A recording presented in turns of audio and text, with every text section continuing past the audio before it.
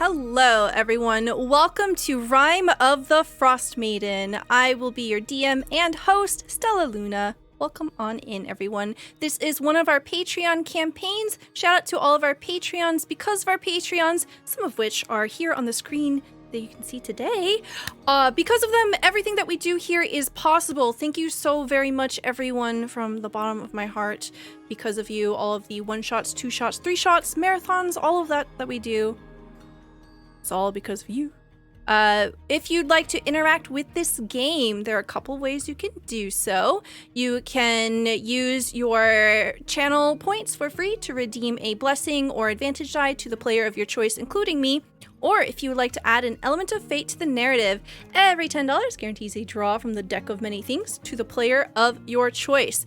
We also have a YouTube. You can find all of our episodes, including this one, including all the previous ones for all of our campaigns over there. And we want to give a shout out to Epidemic Sound, royalty-free music at epidemicsound.com. We're also featuring Kevin McLeod, found at incompetech.com. We're going to start off by introducing everyone at the table. Please tell me who you are, where we can find you, and a little reminder of who you're playing today. And we'll start off with Melly. Hello, I'm MellyBT. You can find me at twitch.tv/MellyBT. Right now, the only thing I really do is this. Yeah, you can find me like on Discord and Twitter doing whatever. But I'm playing Emmeline today. She is a half-elf ranger, and she's level 3. And I'm sitting here going, I have lots of new toys I want to play with. So yeah. Excellent. Thank you very much. We'll hop on over to Schroeder. Hey everyone, I'm Schroeder or Matt. You can find me at Twitter and Hive at Schroeder0083. Tonight I will be playing Learnus, a they-them half-elf fighter. Excellent. Thank you. We'll head over to GeekDice. Hey folks, I'm GeekDice. You can only find me here every Wednesday. I am playing Aeolus. Aeolus is a Kalashtar Cleric, a worshiper, follower, and advocate for Kelemvor. Aeolus has the particular goal and mission to be a guide to the dead, and perhaps in some cases to the soon-to-be departed. So we'll see what kind of spiritual guidance he has to offer today. Excellent. Thank you very much. Hop on over to Apollyon. Hi everybody, I am Apollyon. You can find me on Twitter, or Start Playing, where I offer my DMing services. But tonight I am playing Kolskeg, the Barbarian. But yeah, that's me. Excellent. Thank you. Vertigo. Hello, I'm Vertigo Cross. You can find me on my Twitch, Vertigo Cross. I play a variety of games, just really whatever I feel at the time. And today, or on these Wednesdays, I play as Clay, a small little Harengon fighter who just tries to help people out. Excellent. Thank you very much. And Zombie. Hello, I'm Jacob, I'm Zombie, I'm Z, whatever your name you like to call me. I'm the lore keeper and Captain Z of the Good Ship Clip. I probably do too many clips, but that's up to your own discretion. Today I play as Bam Nash, who is a wonderful orc wizard man who is trying to figure out what he's doing in this frozen wonderland of sorts. And yeah, you can also find me on the other show as well, Saltmarsh, on Wednesdays as well. I'm here every Wednesday. Hope you don't get sick of this face. You can find me on Twitter at ZombieFighter89. If you go there, in the pin tweet, which was made by the lovely Lady May, there is a business card. I do audio editing, video editing, Twitch clipping. If that's something you or anybody else would like to be done, I am hireable. And who are you playing today? I am playing Bam Nash, who orc wizard boy who's out here to figure out what the heck is going on in this frozen wonderland. Excellent. I think that is very much the question on everyone's mind. To give a quick recap of what happened last time, you are all in the town of Bremen. This is where our adventure is beginning. Here in Icewind Dale, there is a perpetual winter, a standstill of time, so it seems. as a sort of darkness settles, unmoving over this frozen land. It has begun to change slowly, the ways of the people that live here, the way of the creatures, and everything in between. Today, we begin with a small celebration. The group of you have just finished this quest that was given to you by a shady fisherman. You managed to make your way out onto the lake and encountered someone very unusual, an awakened plesiosaurus that you have endearingly named Pearl. Pearl has agreed through your persuasion to stop their terrorizing of Bremen and to lurk in the depths of Mare Dualden in search of fish and nothing more.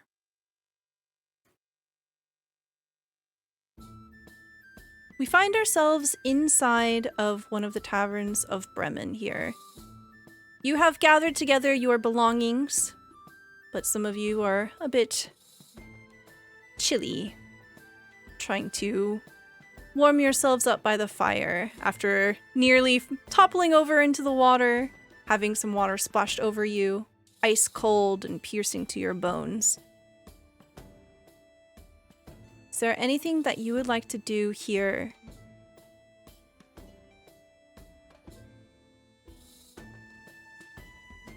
Warm my frozen bones up. Yeah.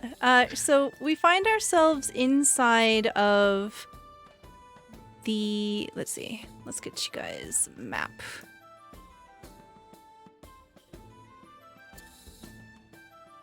So we are inside the Five Taverns Center here, in the very heart of Bremen.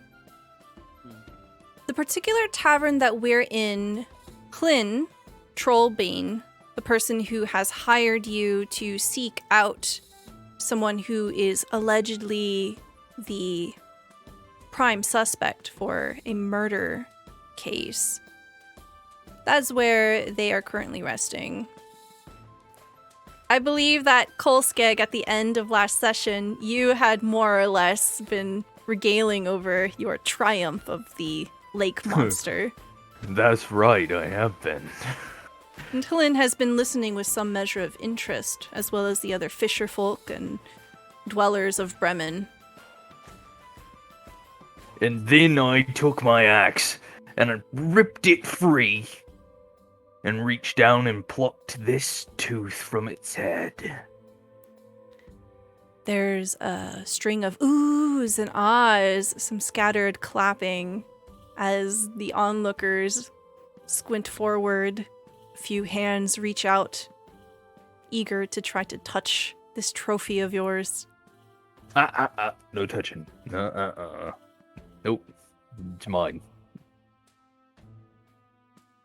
Flynn seats herself at the table where the rest of your party are, and she says, "Well then, good work. Seems that I have been right to hire the lot of you, if in just a single day you've managed to slay such a beast." It was quite the endeavor, quite the ordeal. Indeed. Yeah, yes, Kolskeg was rather excited, we'll say. Very good. Well, I think that it is late into the night. Perhaps it would be best if you make your way in search of... I know his name. Hold on. Sephic Caltro. Caltro. Yeah, I was thinking... Oh, God. Y'all had called him Septic Cowtoe last time. So Septic cow trips. it's like... That's okay. I put Calto That's in the what's in my head. I'm like, I can't call him that out loud. Volskig making his own lore. You're looking for Torga, Icewind, and stuff. No, I've got the name perfectly correct. I don't know what you're talking about. Yes, Sepec Caltro. If you mean to seek them out, I think you should wait till morning. you'll find that the ice is much more reasonable to travel over when you aren't freezing your bones over.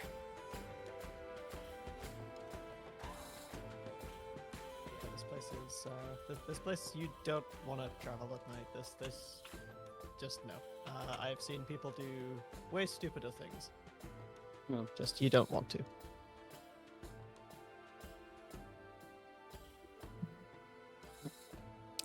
You see that a stout woman slides on over and says, "Well then, if it's a place you need to stay, then I've got a few rooms. 2 coppers apiece." Lyrinus will pull out all the coppers required for all the rooms for the party and pay for the rooms. Oh. Well then, husband. And then She looks over towards the bar where the tavern keeper is, and she says, "Looks like we're sold out tonight." And then he'll pull out. They will pull out two silvers and say, "And something for both of you." For us? Yes, Oh. just as a gratuity for your hospitality. Oh my. Very generous, are you? Yes. Some say too generous, but That's at least 7 coppers in me. Yes, Kolskeg. I think, anyways. How many coppers are there to a silver? Never mind. Close enough. It's fine. Well then, I'll get some food out, complimentary on the house, of course, and a few drinks. I'll be right back. Oh, okay. I was just going to offer to buy the drinks for everyone, but okay. Next night, tomorrow night. She turns around, she comes back. What were you going to say? Nothing at all. Talking about tomorrow, plans for tomorrow. Oh, all right. And she heads away. It's rather kind of you, Leonis.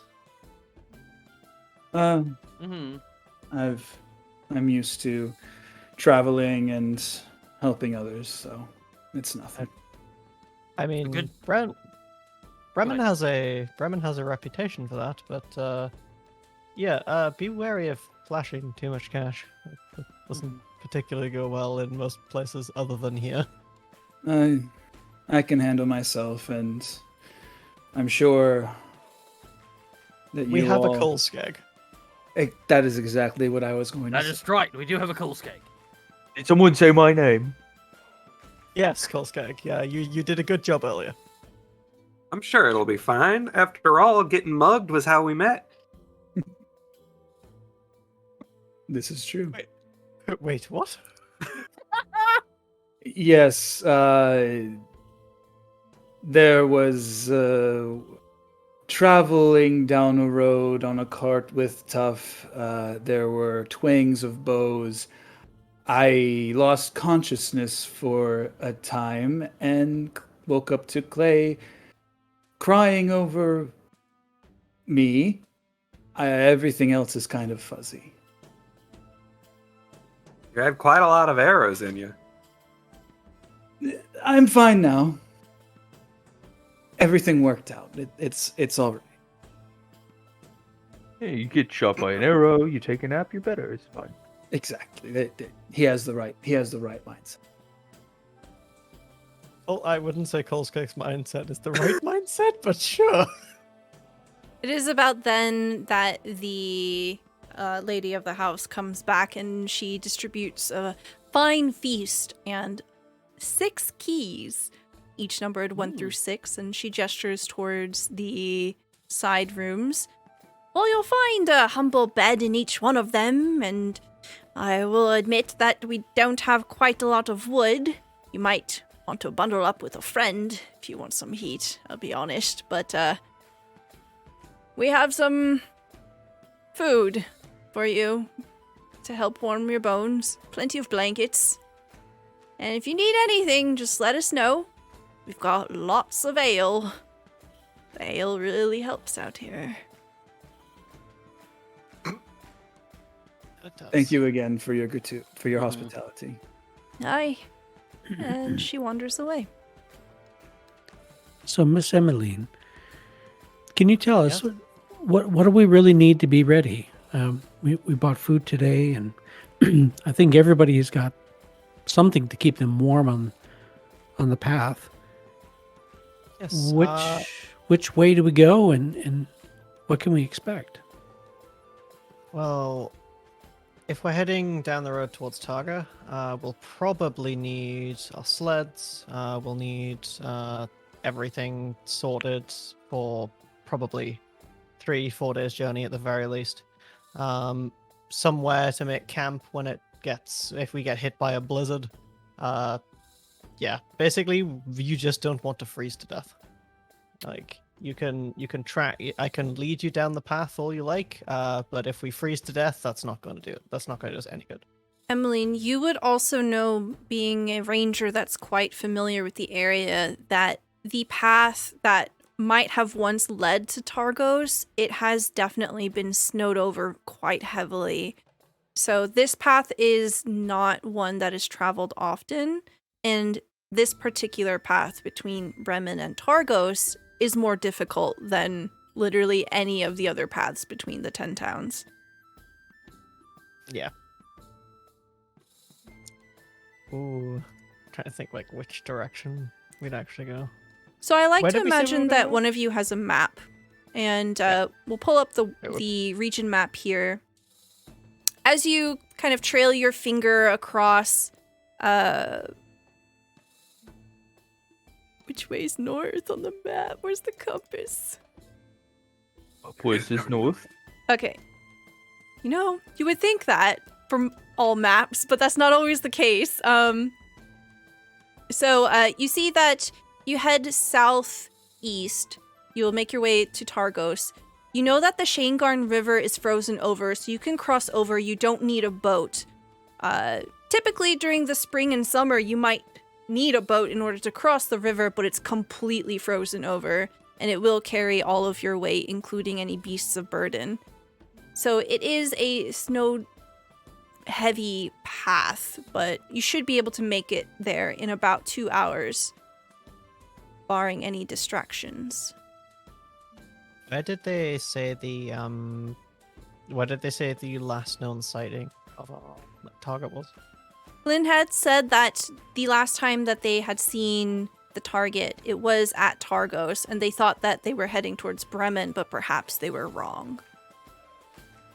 So their idea is maybe Tourmaline, maybe backing and heading to Bryn Shander.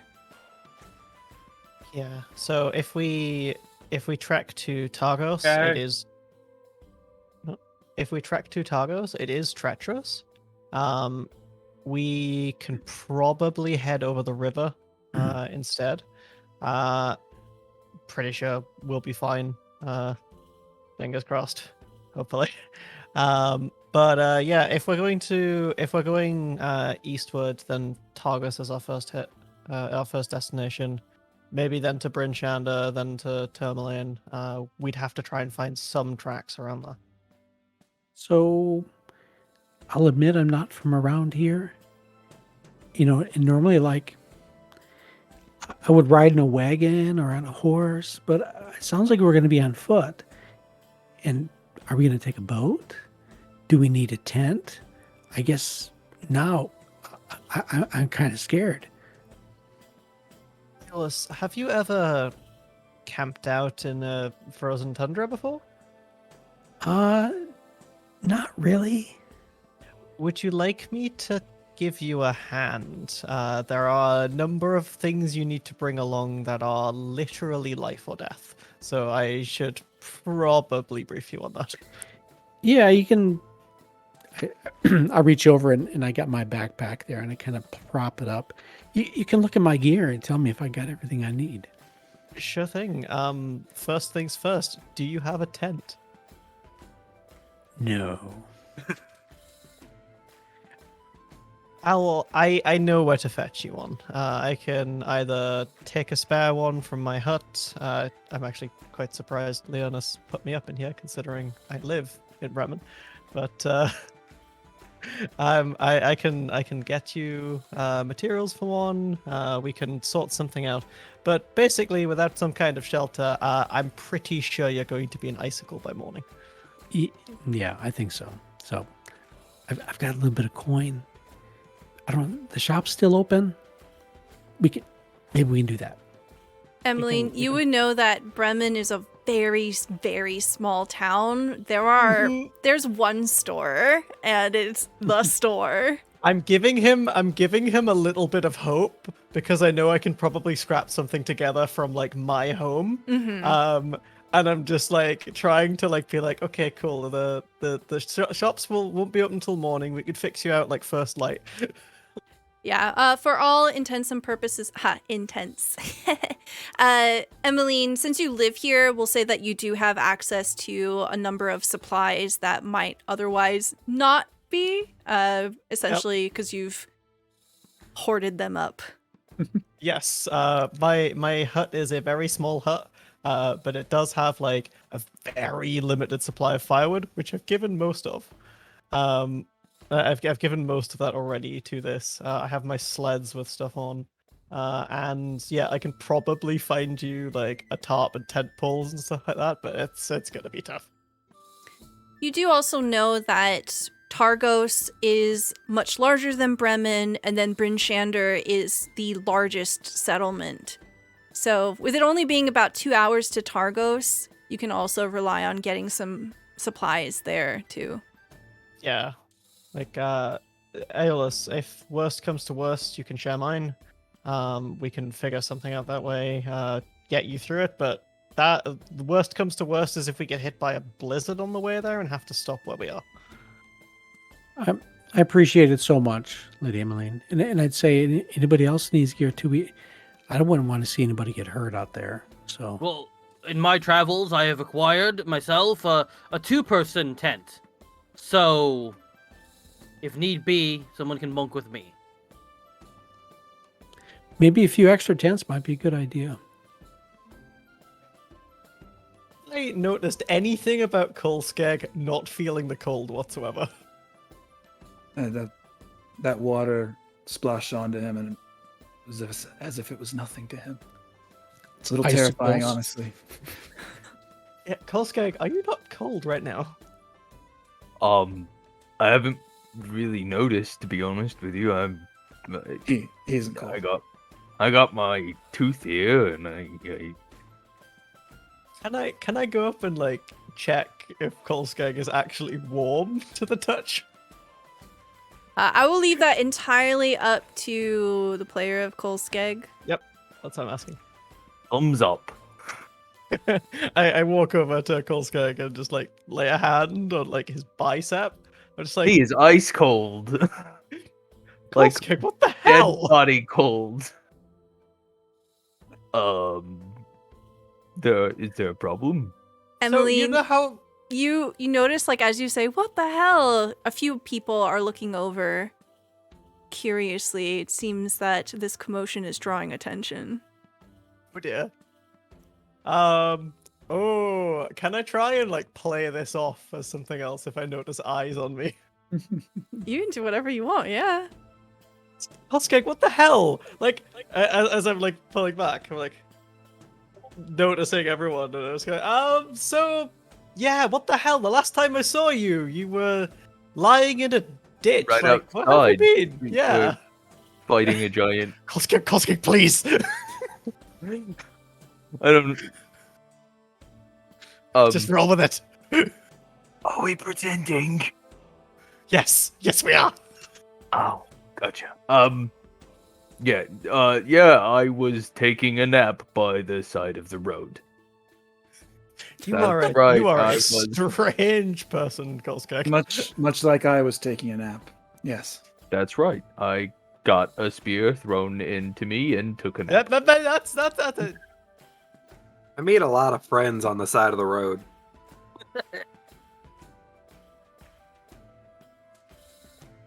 Are we done pretending yet, Emmy? I don't know. Are people still looking at us? What's up? Roll perception. Okay.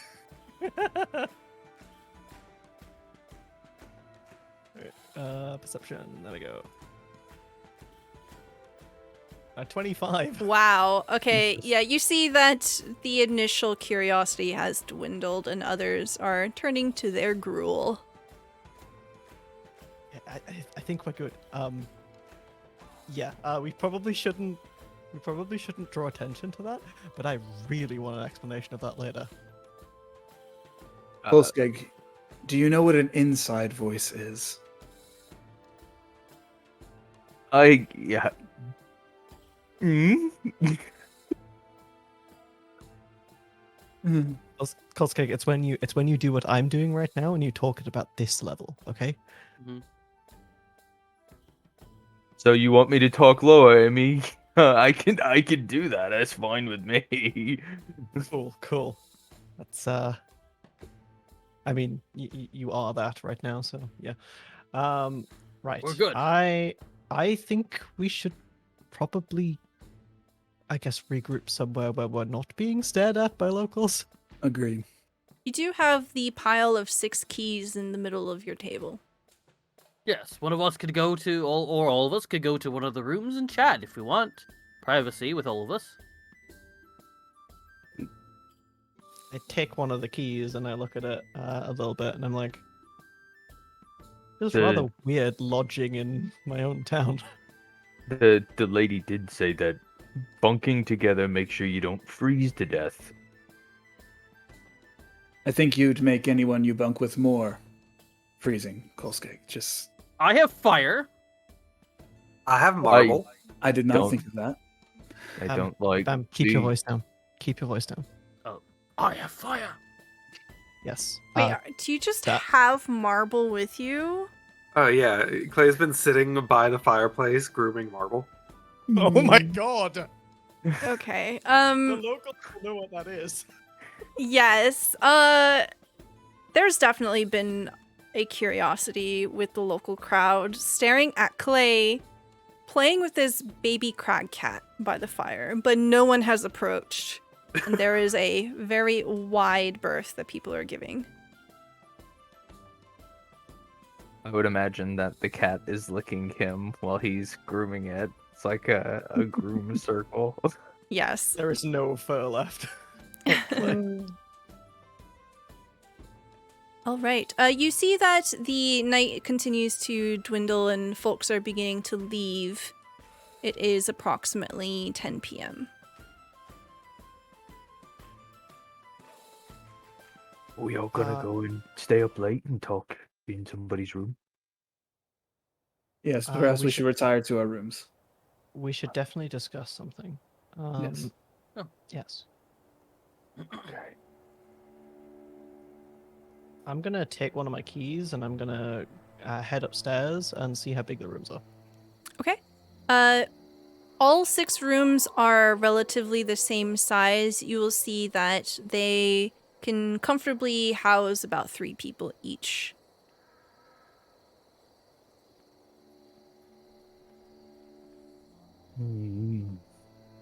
I'd like to catch up with Kolskeg. If we can't, we could probably pile more than 3 people in, but that would be a squeeze. Unless we just want to huddle down. And All talk. 6 of you will fit in a room, but like laying Yeah. down to bunker down, it'll be comfortably 3 people.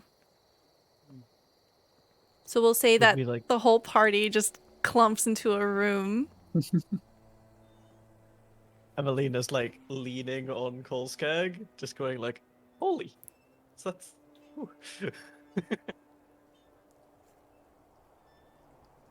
Yeah. Yes. Right. So, plan of action. Mm-hmm. We need to head towards Targa, figure out where we're getting tracks from. Figure out if I can find any tracks, if we can see like anything about quarry, I guess. That's priority number 1. We'll deal with that in the morning. I want to know what the hell happened with Kolsko.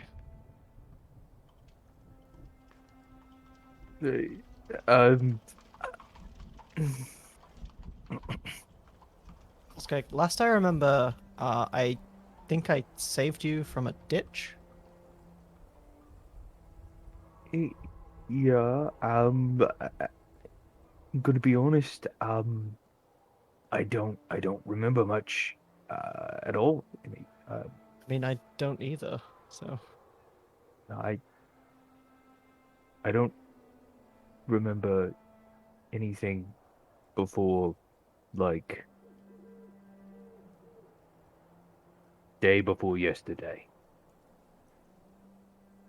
strange. Really? What of your tribe? I have a tribe.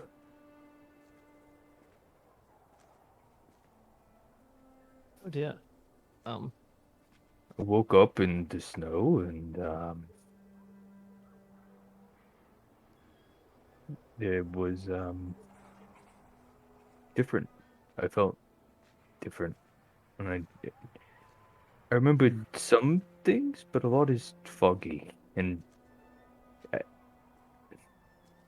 I remember you. I think I remember you, and Yeah. that's it. I understand having amnesia, but it seems like you've lost everything. Yeah, I woke up with this axe buried in my chest. I'm sorry. Did you say buried in your chest? It was buried right in my chest.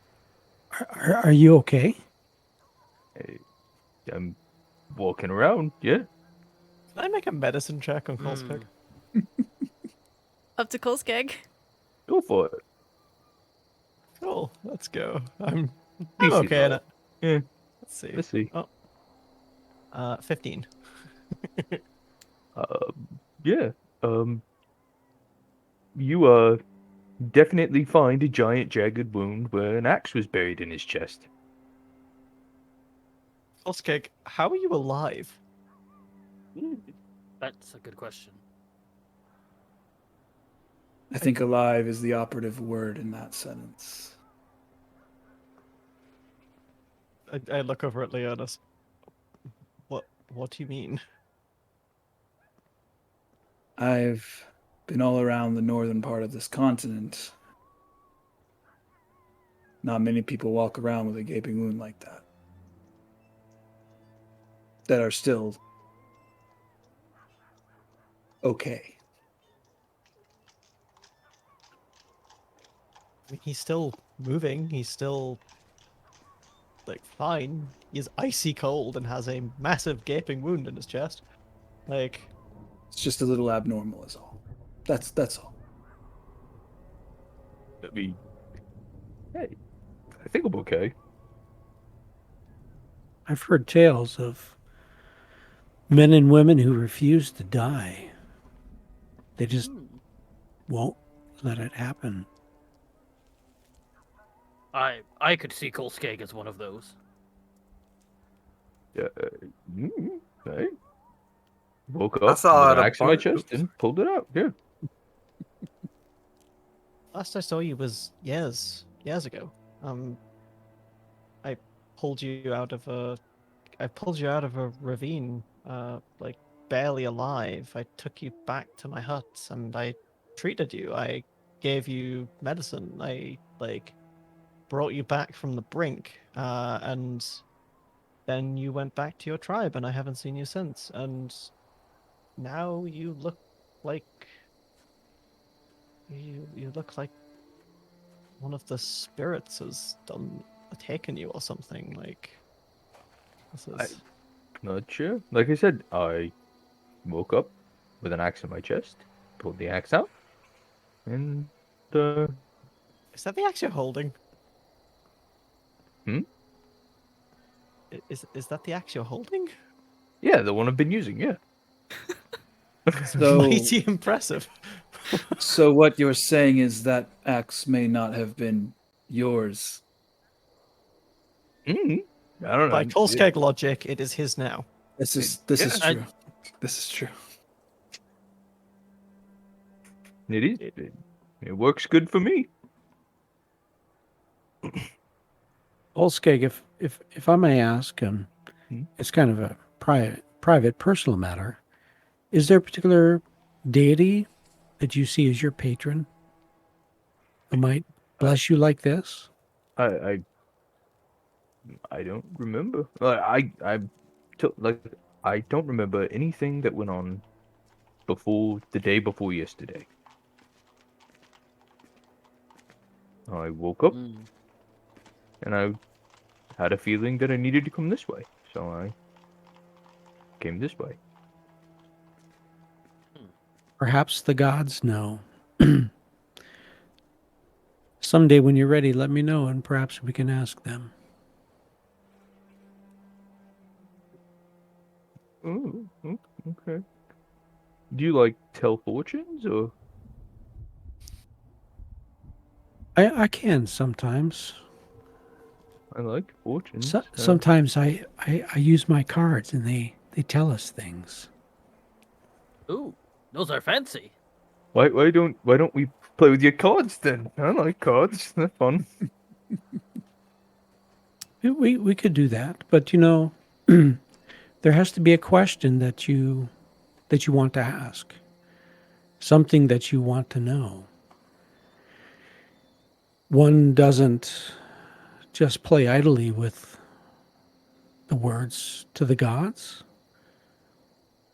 You have to know what we want to know, what we want to seek. Hmm. It sounds, my friend, like perhaps you're on a journey, an important one. Today revealed quite an accomplishment. Notable. You're a hero. Even if it isn't quite the tale that really happened, it's good for people to hear the story. The gods hear that too. Aeolus, as you bring up your divining cards and you're kind of like holding them in front of Kolskeg saying this, they feel unusually warm. Interesting.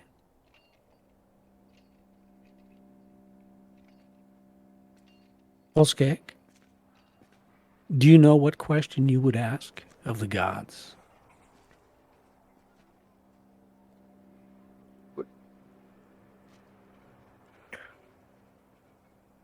Why was I coming this way? What? Why? Aeolus, with that question hanging in the air, you draw a card. And the card has a skull on it. Turn over this card. This is an important message.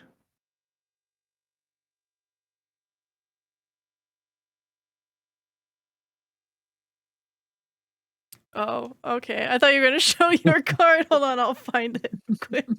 I have to do all the work. Pass back to you. Pass back to you. Okay. It's a DM card. You have drawn the skull card, Kolskeg. Oh, that's scary. Uh-oh. Oh. That one's fine. The skull card means dark forces work against you. The next encounter will be harder. For everyone?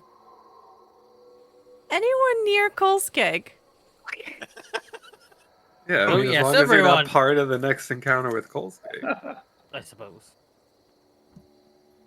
What does the skull mean?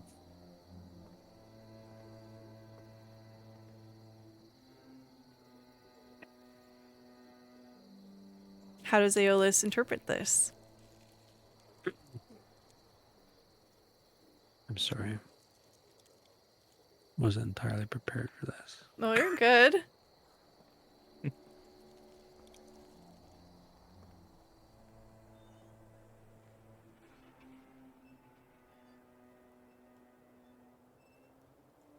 Kolskeg, those who would oppose you grow stronger. Whatever it is, difficulty that you face and those around you, it will be more difficult. You best bolster yourself. I think your bravery, your courage will be challenged. If today is any evidence, I'd say he's up for that challenge. I was gonna say him, but this is exciting. This is great news. The best of news, actually. I'm wonderful. Absolutely wonderful. Gods favor the bold. You see Clay raising his hand at this point. Yes, Clay. What if we put the axe back? I suppose it would fit.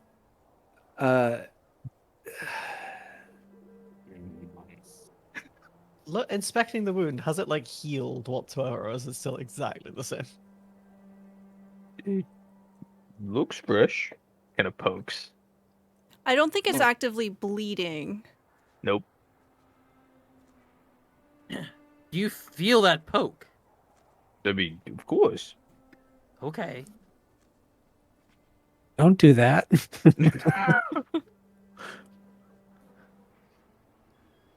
I mean, you never cease to amaze me.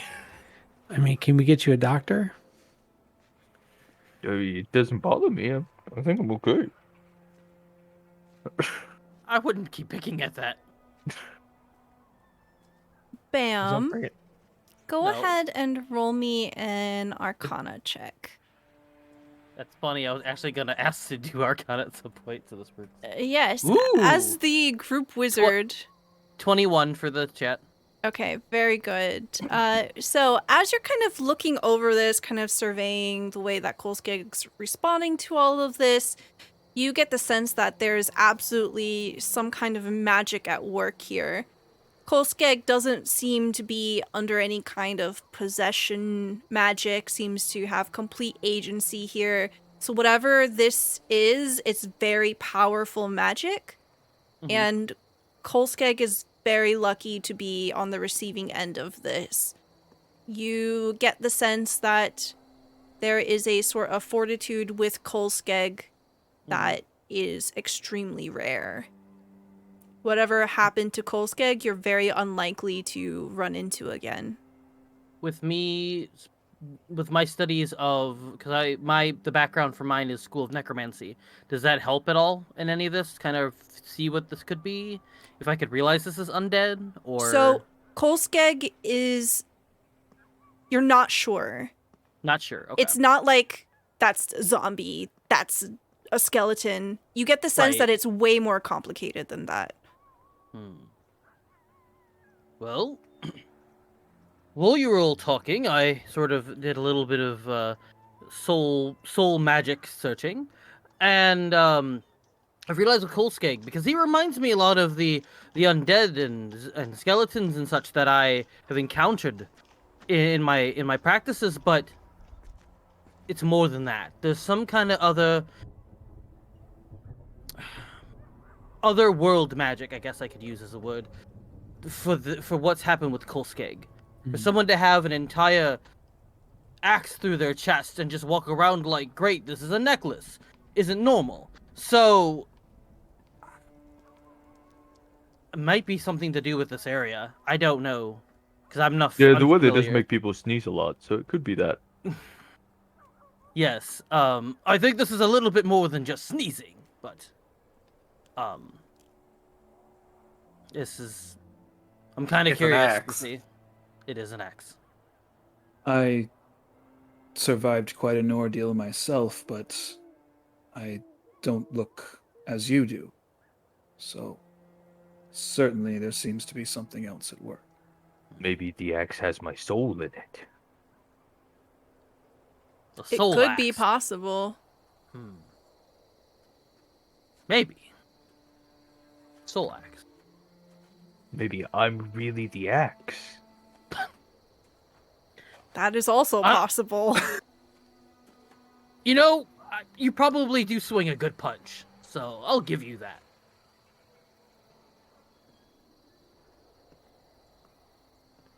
So anyways, yeah, that's what happened to me. What about the rest of you guys? Some of you don't look like you're really from here. Oh no, Nope. not at all. Yeah, Far kind from of it. all look like outsiders. I'm not going to sugarcoat it in the slightest. I myself am a hedge knight by trade. Well, I don't know about anymore, but I've been all around the northern part of the continent and had not been here before. Along the way, not too much before Icewind Dale, I encountered Clay here, and he decided to come along with me. What is a hedge knight? I'm just gonna ask that. Well, as opposed to someone who might serve a house, I instead travel and serve many lords, even townspeople. I am not choosy about who employs my service. Sometimes I don't ask for coin. It's simply something that I was led to do after a life of in my young life of not feeling as if I was doing enough. That sounds quite noble. I can relate to that. You know, a lot of places to go and a lot of people that need help, right? Absolutely. Yeah. I think that's phenomenal. That's amazing. I wish I still had the optimism for it that you did, but it led me here. It led me to now. So, like, when you're a knight of the hedges, you go and help people and do things that are good?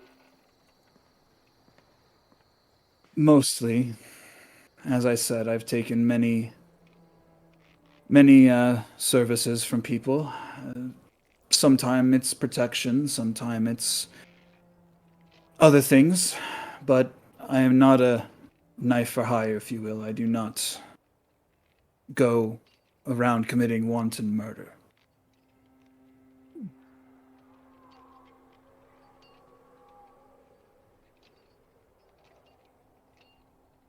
But again, it's just I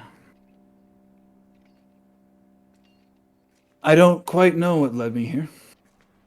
I don't quite know why I came. Just a sense of adventure, I suppose. Never been to this part of the world. But I can't quite remember where I came from, where my home was. I remember I had a mother, I had a father. I remember meeting Clay, but other than that, it's all a bit hazy. Aeolus, as Lyrinus is sharing their story, you feel your divining cards warm up in your hand again.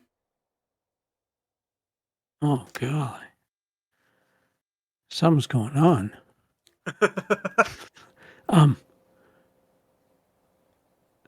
Lyrinus, Yes. seems that you too may have an important destiny ahead of you. And I cut the deck and I turn over half the deck, show a card. You reveal the Flames card. Oh my.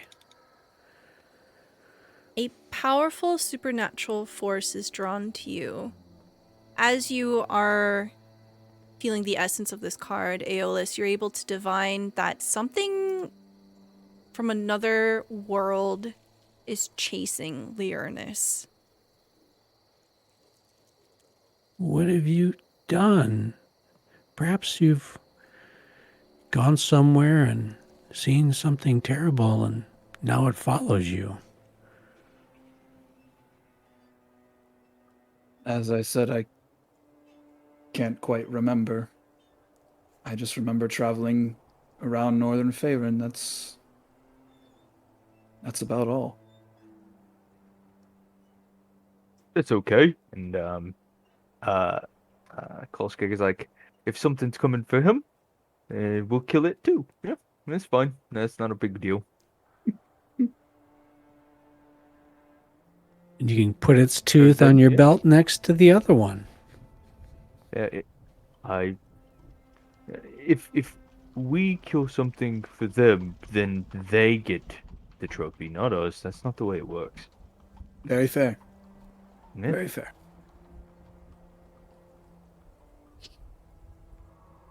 You could maybe put it on your shield or like a necklace, yeah? Oh yes, I don't have many adornments at the moment, but that could be something I could do.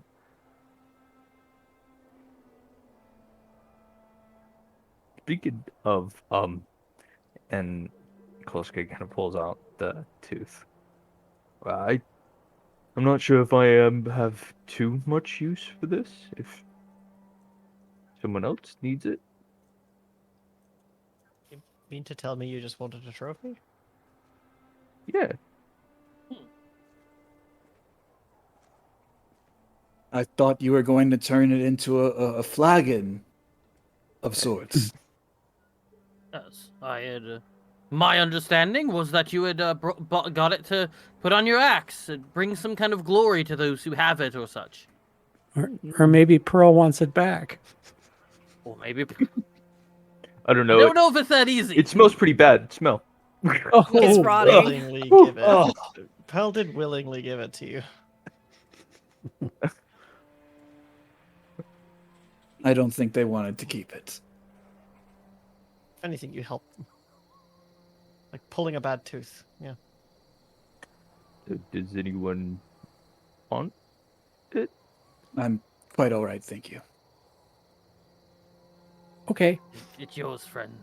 Okay. He kind of hands it over to Aeolus. Aeolus, you can add 1 plesiosaurus tooth to your inventory. So I roll it over in my hands, and you see I bring some tools out. It's a wood carving chisel, and I lay it on the table as I'm rolling it over and looking at it. It's a rotten tooth. Yep.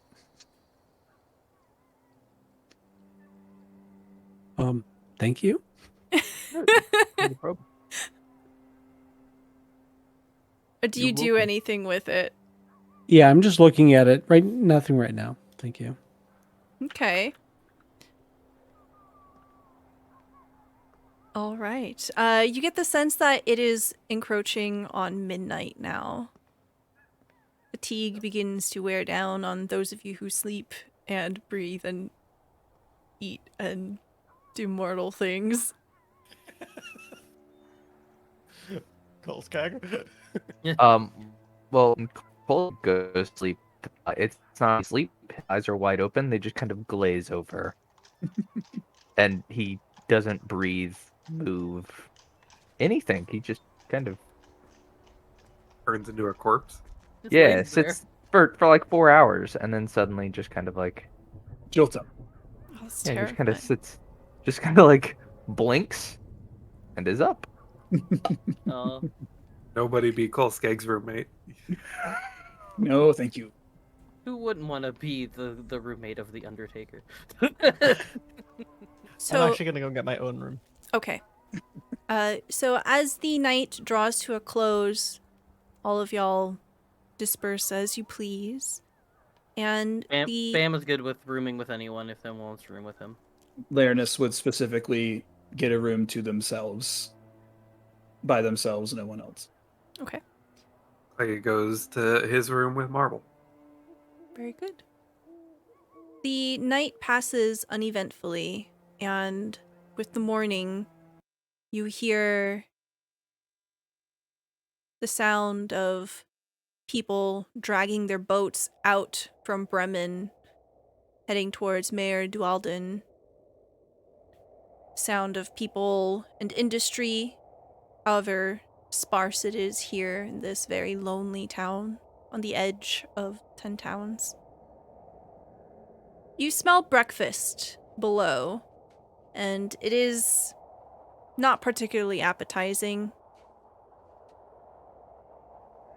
but it is enough to stir you awake.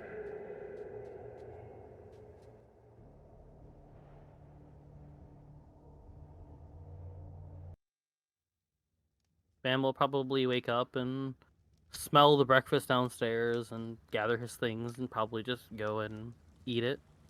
Yeah. When everyone comes downstairs, Kolskeg is already down there. Hello, friend.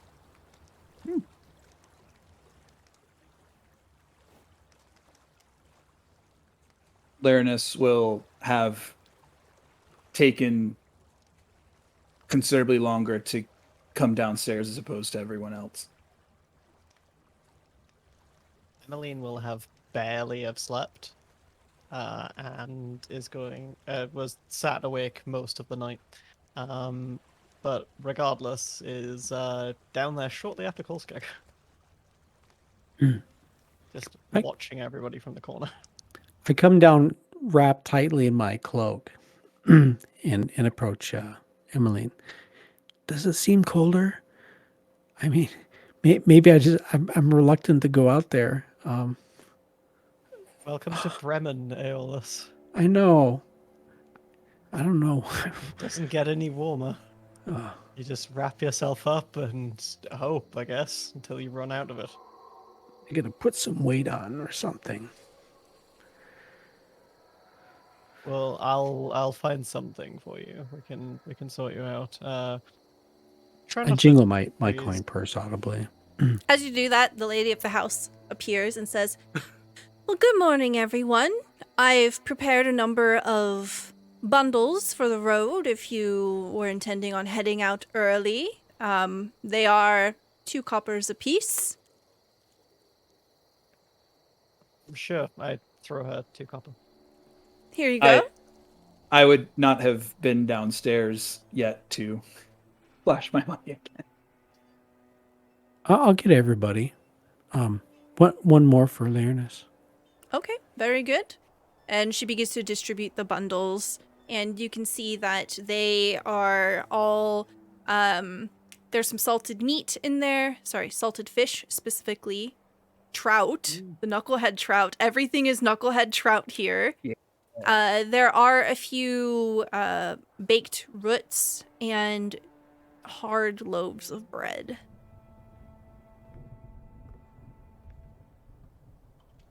Emmeline is just going to look over everything, tie it back up, and then throw it into her pack. And just looks over and it's like, "Thank you. I can. I should probably go and prepare, I guess. Don't know if that's the right word, but yeah. Yeah. I think you said you have a sled, right? I do, yes. Okay. Yeah, nothing else. Maybe I can help. And I don't know if you have time. We can see if we can get tents and things. Maybe. Sure, I can take you around to mine. Yeah. I live on the outskirts of town, though. Hopefully it's not too cold for you. Well, I got breakfast in me now, so okay. As the Ooh. 2 of you head outside, Aeolus, every time you step outside after having been inside, it's a fresh kind of cold. Yeah, I think Aeolus looks like he's suffering, but he's trying. He knows that Has, it's a walk out of here any way that you decide to go. So has Aeolus like fully eaten? Did he have time to have breakfast or anything? I think he did. Yeah. Okay, cool. You notice that Emmeline has not touched a thing in her pack, and she's actually going to conjure up a bunch of good berries, and is going to just keep them. She has a bunch of like little sprigs of leaves and stuff, and like different branches, like where berries should be growing from, that she's just kept, and she conjures up a bunch of good berries, and then just snacks on one and hands one to you. What color are they? They are like deep purple. Almost. As- So. Mhm. Sorry. No, go ahead. Yeah, they are deep purple. They are round, smooth berries. A little bit like if you took blueberries and you let them get very, very frozen. Aeolus, as Emmeline passes one over to you and your fingertips touch briefly, you get a small intuition. You get the sense that sometime in the near future, Emmeline is going to encounter something very valuable. Whoa. Was that a shock? I don't know. Whoa. Possibly magic? So I kind of waver for a moment where I'm standing, and I almost drop the berry. I'm looking around, looking like I'm in a daze. Oh, it's like a vision or something. You see Keep your eyes peeled. Something lucky is going to happen to you. You see, for a brief moment, thousands of these little berries. They're twinkling almost like gems, but you blink it away. It could mean nothing. Yeah, so I think I'm dazzled for a moment. It's like, what the hell's going on? And I kind of blink and I put the berry in my mouth, and then there's this explosion of flavor, and there's this explosion of flavor, and I'm like, oh my god, whoa, whoa, what is that? Aeolus, are you okay? Does that grow around here? Holy smokes! You see a few people as you're walking by. They look at you curiously, brows raised, but they don't stop. You gotta I'm warn a few me. steps ahead. I'm a few steps ahead of Aeolus, like when this happened. I'm just still looking back. It's just a berry. You can. It's so good. Yes, I know they're pretty good. They're really hard to come by around here. I would imagine. I'm looking around. The outskirts of Bremen are quite desolate and scant. You can see Emmeline's hut as you approach. Nothing else really surrounds it out where it is. And as you get to your hut, you're able to move through your belongings as necessary. You find your stuff is undisturbed, and there is no sign of Tali. I look around just extra hard to check, and then is my sled still like completely intact? Yeah. Is the wood on it? Yes. No one has Cool. messed with your stuff. Cool. So I'm going to just crack open my front door. Okay. For all intents and purposes, actually, give us a small description of what your home looks like. But for So- like the inventory management part, we'll do that off stream. We don't need yeah. to micromanage that. But Yeah, what does your so- home look like? So it's a very like it's kind of like not too big. Like it's not a small like one person hut. You can tell that two people used to live here. Like it is homely. You walk in, it has a like wooden dining table that also doubles as a workbench. You can see there's like hammer marks all over it, and it looks beaten to hell over decades. There are like bits of the hut walls have been like broken off and then filled in with like mud or moss and other things to like keep the insulation in. There is a fireplace. There's a stone fireplace that goes all the way up, like out in the chimney, and it is completely like frozen over right now. As you walk into this place, like it's freezing cold because there's been nothing done, and she didn't go home last night. So yeah, the bed is in it. It's actually a 2-room hut, but like the bed is like over like just around a corner, and yeah, it looks old, well lived in, and there are like there's like game and hunting equipment lining one of the walls. So from the doorway, I stand outside the entrance to the dwelling, and although you glance back at me as I stand there, I knock lightly on the door, almost too quietly to be heard. And when you turn, I say, "Lady Emily, may I enter?" You may, sure. I Oh, don't know thank why you, okay. thank you. You said your husband. You mentioned that he had passed. Yes, he has. How long has that been? A while. Maybe 5 or so years. Sorry to hear that. It can be hard.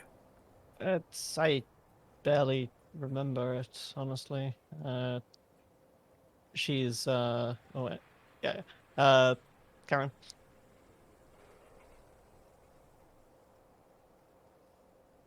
I'm sorry I didn't catch that. That's fine. You carry on. Go through. I'm sorry, I still didn't catch that. Oh no, I said it's like carry on. Oh, carry on. Yeah, so yeah, I'm looking around your house and I see, like you said, evidence of several people living here. And I just want to take in and see what I might see of who he might have been, if there's anything that may have been his. Ooh. Give me a perception check, I guess. Can I say that? Yeah, of course. Pretty cool. I love that. I got a 6. Cool. So you will notice that there is on the fireplace above the mantelpiece is a really like worn set of ice fishing hooks. Just above, like, so they're just above the mantle. They're like screwed into a wooden plaque, and they look very, very old. They're not quite rusting, but they're on their way out. Okay, I think that gets my attention. I approach them closely and I look at them very closely and reach out just to lightly touch. These look unique. I've seen something like this before, but he must have Yep. made this for himself. Yes, he was an ice fisher. He went out on the boats, and one day he didn't come back. Yeah. Yeah, that looks oddly familiar. I don't know. Aeolus, as you touch the ice hook, even though it's very lightly, you hear a very quiet rattle in the handle, almost as if it's hollowed out. May I? And I just reach up and I grab it. I just say, sure. Yeah, so I guess yeah, handle it a little bit and curious, investigate it, take a look. You see that one end can be rotated off like a cap, Something in here. Open it up. and you pour it out into your hand and you find 4 very tiny diamonds.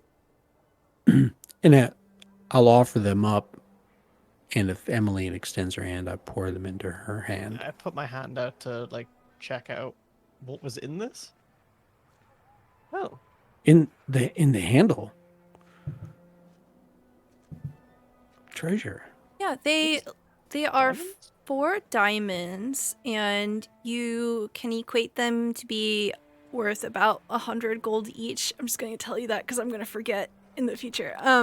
But they appear quite valuable. They have a unique cut to them, and you've never seen these before.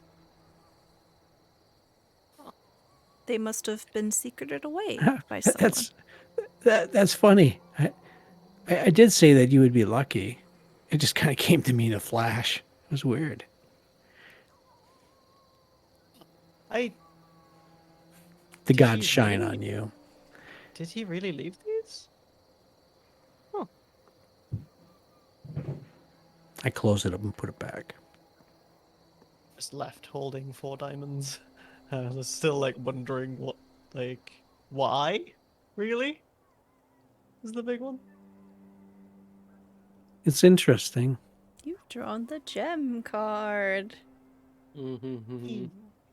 We pass through our lives and we leave little things in our wake, you know? To think that sometimes maybe they go unnoticed. Sometimes not.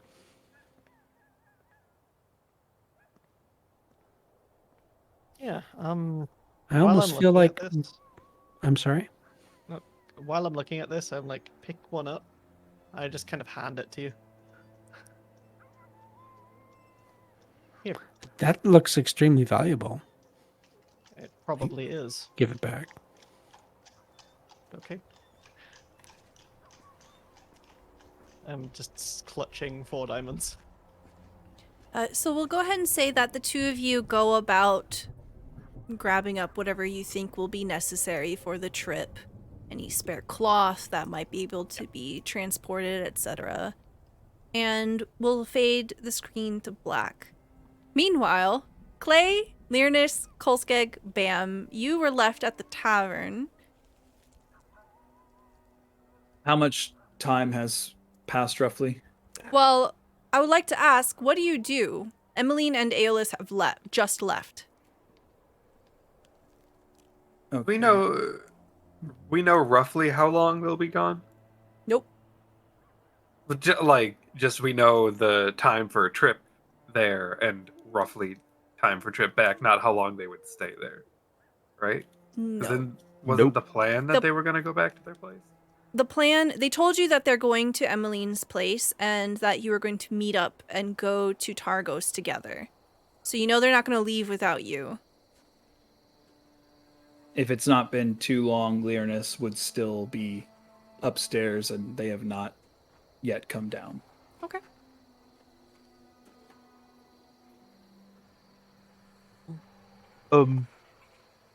So, are there shops here? There's one.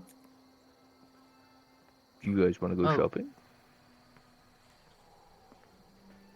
They Yeah, got never a mind. real nice shopkeeper. Okay, sure. I'd like to meet this shopkeeper. See if there's anything there of value. Maybe I should go get the other person? Oh, Learnus, yes. Yes. If you want to go up there, I can, no matter. Yeah, I go get him. Yes. Okay. And We'll he wait would- here. He would kind of walk up the stairs. Okay.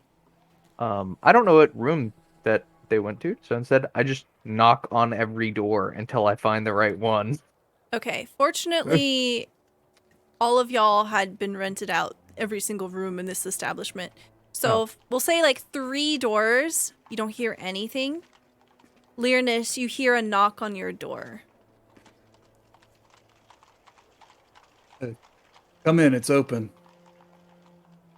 And kind of walks And in. as you walk in, you'll see Learnus has packed up all of their things. Their armor is on. They're ready to go, but they are just wiping up the last bit of what looked like a sort of white chalky substance off of the floor that was around where the bed was. And they get up, grab their things, and say, "Okay, I'm sorry it Shouldn't took bring me snow on the so-" inside. It's not good for the warm stuff. It wasn't snow, but I apologize for taking so long. I'm ready to go now. Hey, everybody has different times, you know. You got a wake up schedule. I don't judge. Very good. All right. Well, let's head downstairs and join the rest. We're going shopping. Oh, delightful. So as soon Oh, as my Kolskeg left, Clay started pestering Bam. Mm-hmm. He has been asking Bam, so you're some kind of magic man, right? Indeed, I am. How do you do magic? Well, from the best that I can understand, there are 2 ways to get magic. You learn it, or you're born with it. I happen to be born with it. So I don't really know how I got my magic, I've just always had it. But if you can learn it, does that mean you could teach it? probably could. I was taught how to use my magic in a proper way, so I would assume yes. You can see Clay's eyes start to sparkle a bit. I'm guessing you would like to learn some magic? Of course. Well, if I can find a way to teach you how to do magic, I'll find a way to teach you to do magic. Clay I've is never taught any. vibrating with excitement. I've never taught anyone yet, so it might take me a minute to get everything, situated. But you know what? I like to try new things. Let's give it a shot. I want to throw a fireball. Well, is there? Oh my god. Well, okay. I do. You do find, there's an energy in the air right now as you are engaging in this conversation. Opportunity is just brimming all around you. The excitement is electric through your veins. Oh no. What are you wishing for right now? You have drawn the moon card. Oh, Clay's just because of this whole conversation, he's like, man, I wish I could cast magic right now. Okay. What do you cast right now? Fireball. no. Please no. You did say fireball, but I want you to be able to choose what you want. It doesn't have to be fireball. Not in the tavern. Clay, while he would be super excited about magic, he also wouldn't be thinking, let's do something that would destroy everything around me. Mm-hmm. I think he'd be thinking of things like flight. Okay. Ooh. I'm gonna say for the next 60 seconds, you have flight. So you just see Clay start bouncing and vibrating and bouncing more, and then as he stops bouncing and starts floating upwards and tilting slightly. Well, it looks like As he starts floating, Kolskig rounds the corner from the stairs up. You can do that. You, right behind Kolskeg, Larinus looks at Clay and says, "Do you have abilities I don't know about?" If I do, I don't know about him. He starts flailing and trying to swim in the air. It looks like you've got a little bit of magic inside of you, and you just didn't know it. How do I turn it off? You don't.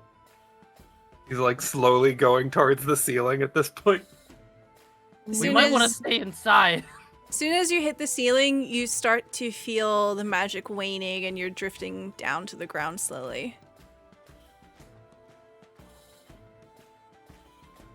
Did you do that? Maybe there is another wizard here. Perhaps so. They do say that magic is in the eye of the beholder. So, I thought that was beauty. well, I like Beauty to is use magic. magic? In some cases, yes. Well, it seems like you landed okay, but just be careful with that. How do I do it again?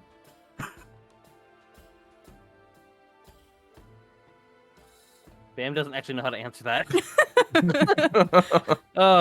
Well, I don't know. I mean, I have to rest after using my magic for a certain time, so maybe you can only use it every once in a while. That would be my guess. Oh, but I just woke up.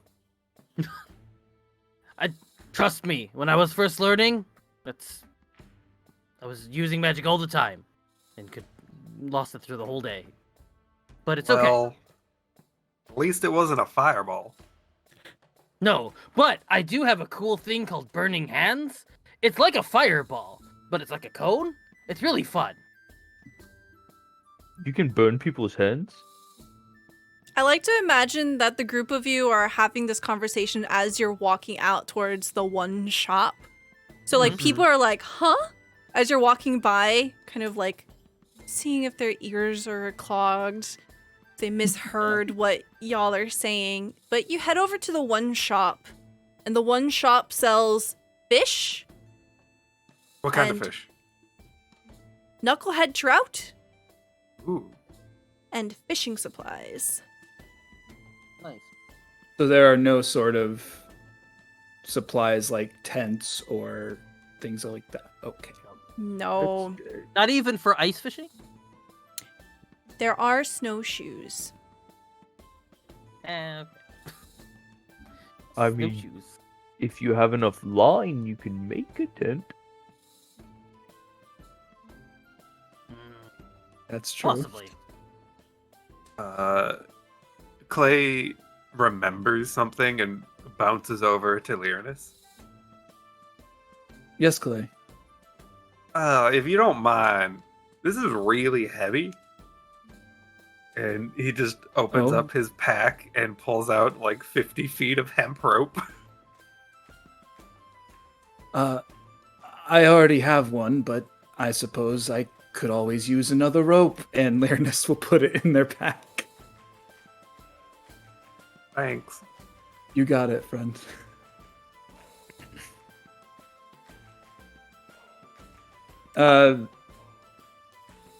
Lyrinus will have already, but Lyrinus already has snowshoes that they bought from the shop, so that they're probably not going to be getting anything. Clay has rabbit feet. Okay.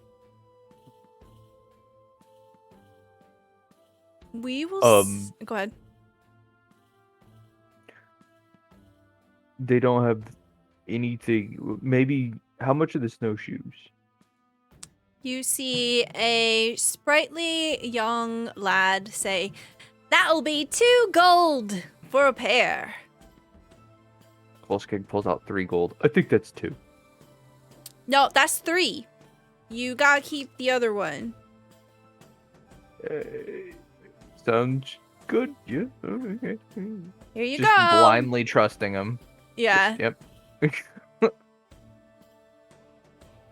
you Well- guys choose?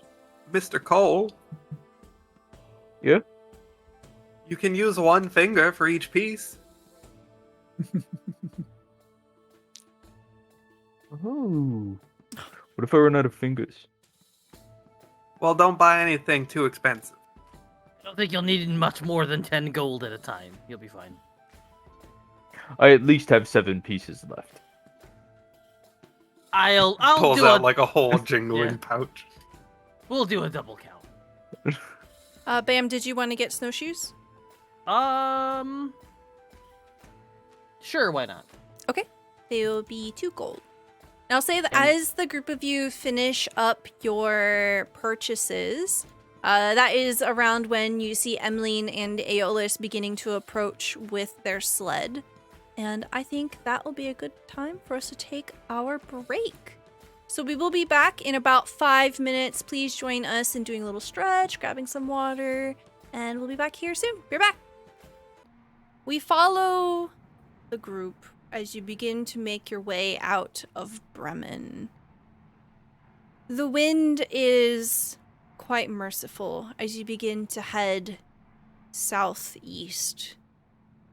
Emmeline, you are at the front. Can I get a survival check at advantage, please? You can indeed. Because Do your I also favorite get my- terrain. Yeah, I get my natural explorer too. I'll add that. Yeah. Yeah. Need to check that to roll it. There we go, survival.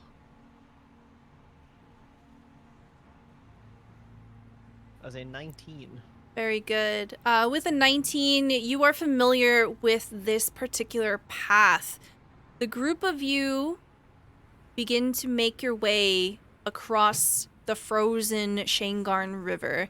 The mouth of the river opens up into Mare Dualden, which you are all quite familiar with, the lake that you had boated over just the day before.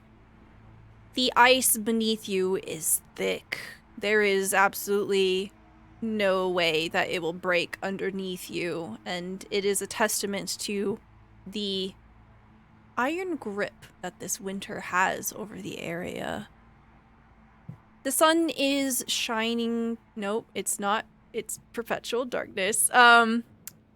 You imagine that this is when the sun would be shining, but instead you are found with as warmest as it could possibly get.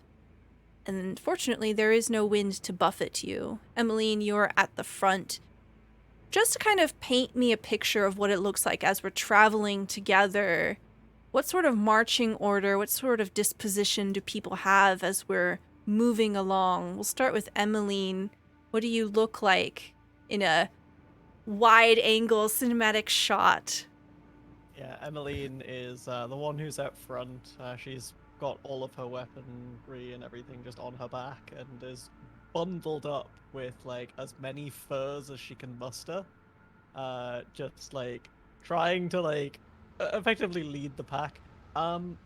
Did we attach the sled to our mount, or are we letting Kolskeg pull it? That is up to Learnus.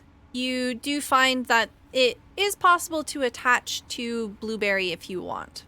Yes, Blueberry is absolutely with us, and in that case would absolutely be pulling the sled.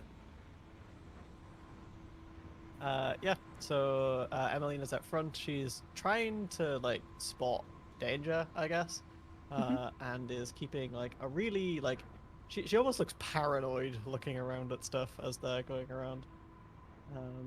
Yeah, it's rather erratic, like looking like around as they like traverse this place. Very good. Who would be behind Emmeline? Aeolus, what do you look like? So Aeolus is heavily wrapped in his cloak, and I think he also has his pack blanket out wrapped around him. And he's got his arms tucked in into his armpits. He's got his arms crossed, and it's all wrapped up. And you see this steam rising up from his back.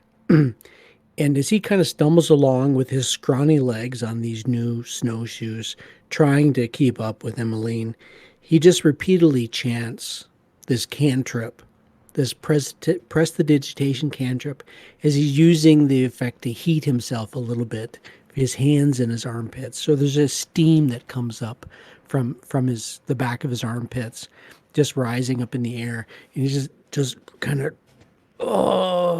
monotonous, just continuing tromp, tromp, tromp. And there's a little bit of a groan, a grunt that comes out of him. He's in pain from the cold. Who is behind Aeolus? I can be. Okay. What does Bam look like as you are pushing through the snow?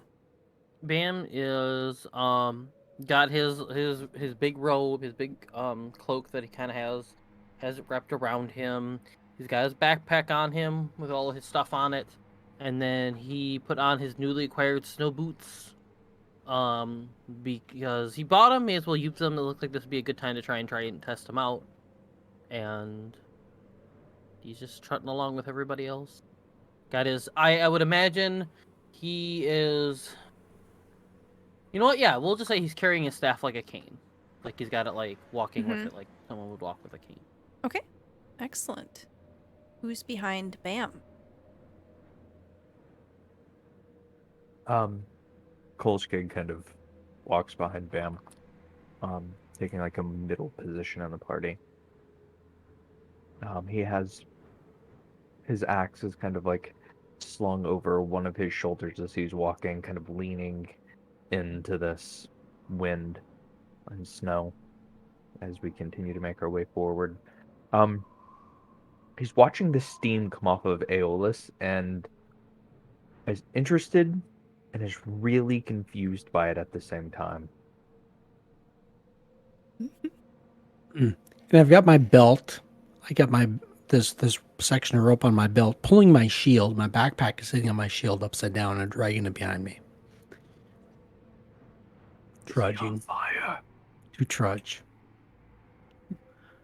What? I kind of he leans forward and whispers to Bam, "Is he on fire?" Takes kind of a closer look. No, he's not on fire. No. He's just very warm? I don't know. That's odd. Stop, drop, and roll. Behind Kolskeg is either Lyranus or Clay. So Clay, having to cover or twice the distance as everyone else, is hanging out on top of the sled that Blueberry is carrying. Mm-hmm. He's mostly just keeping an eye on the luggage that they have on that and checking the surroundings since he doesn't have to move around as much on the sled. Very good. And we'll say that Marble, as a crag cat, is nocturnal. So they are currently curled up sleeping on the sled with you. Mm-hmm. And Lyranus. Lyranus would be sort of alongside Blueberry with whatever lead that is attached to an axe beak, wherever that might be. They sort of have the cloak that would have been in their winter clothing very loosely draped around their shoulders, around their armor. Their snowshoes on, but clearly you could tell they're not experienced at attaching snowshoes, so they're secure, but it's kind of like when you are kind of trying to lace up a winter boot, doesn't really fit just right.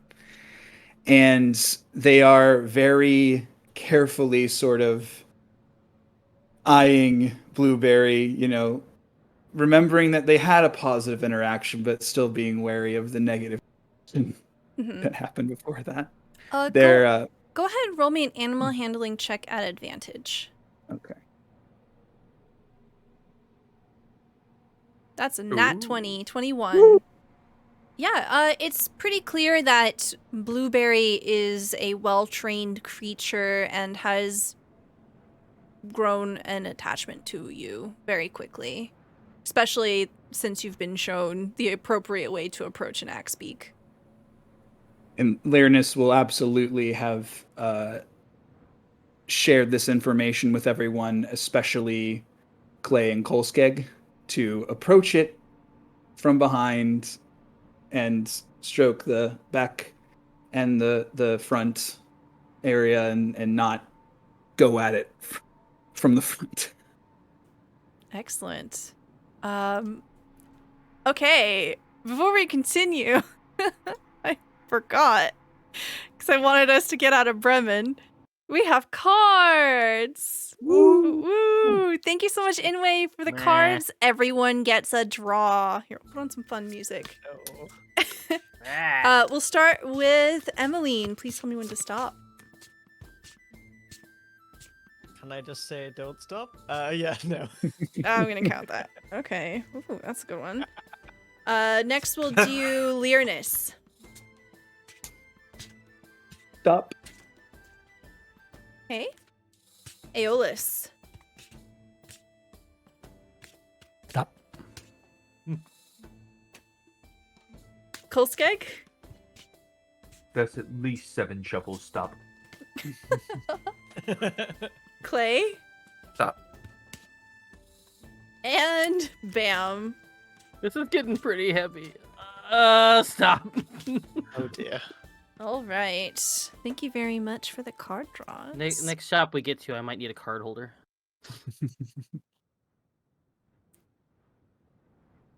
As the party of you are pushing to the tundra, you find that you're making good time. Can I get perception checks from everyone? Emmeline at advantage. Absolutely. If we don't have dark vision, do we need to make these at disadvantage? Nah, it's fine. Okay. A Excellent. 26. I have a 5. Oh, I have a 4. 15 for me.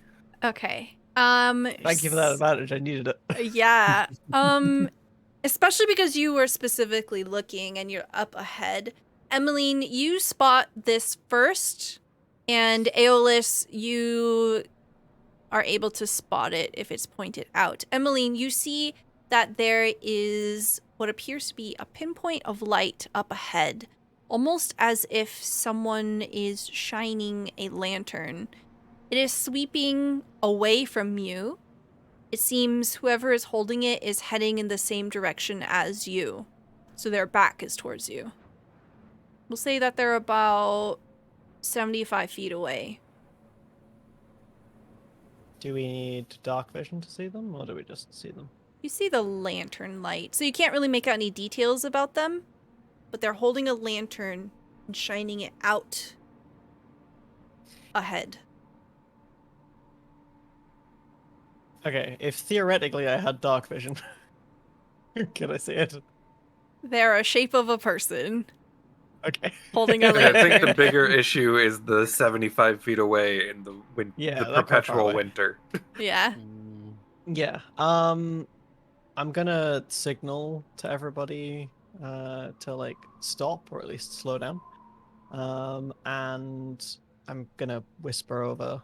Like I'm actually just gonna point towards the light and basically be like, "There's someone up ahead." They're looking for something.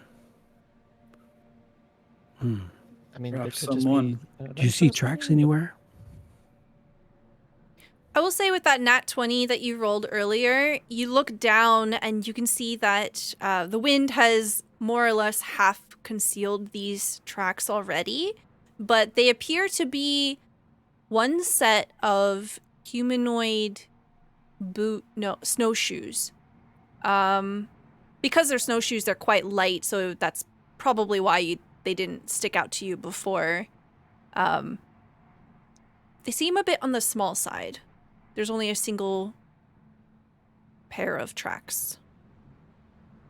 They Single could be person? just trying to find the trail. Fair. There's only one of them though. There's 6 of us, so honestly, I don't see the harm in approaching. Do you want to keep distance, or do you want to get past them? Well, it can't Perhaps- be bad. Can't be bad to see somebody. I mean, I mean, maybe they usually need when you help. bump into If they're usually if they're when you bump alone, into someone, Yeah, I'm okay with talking with this person. if they're alone, perhaps we should see if everything's all right.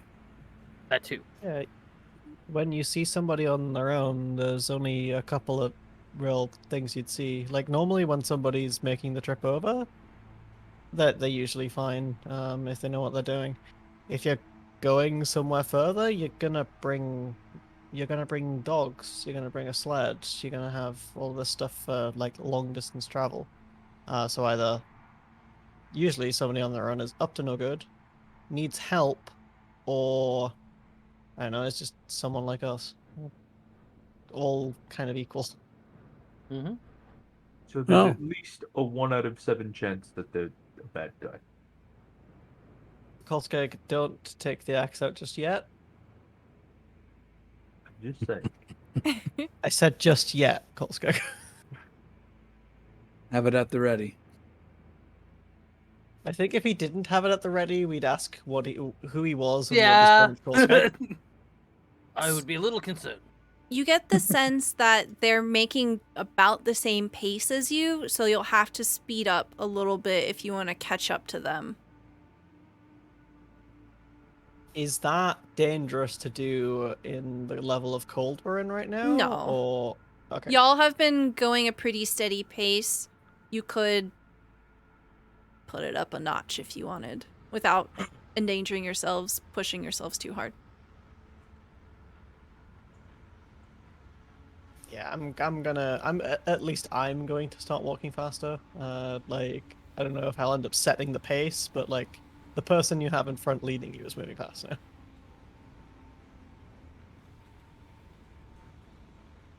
We'll say that regardless, you end up closing the distance, continuing forward, and they are about 50 feet ahead of you now. If you wanted to shout out to get their attention, you could. Or you could continue at your pace and close distance more before you do.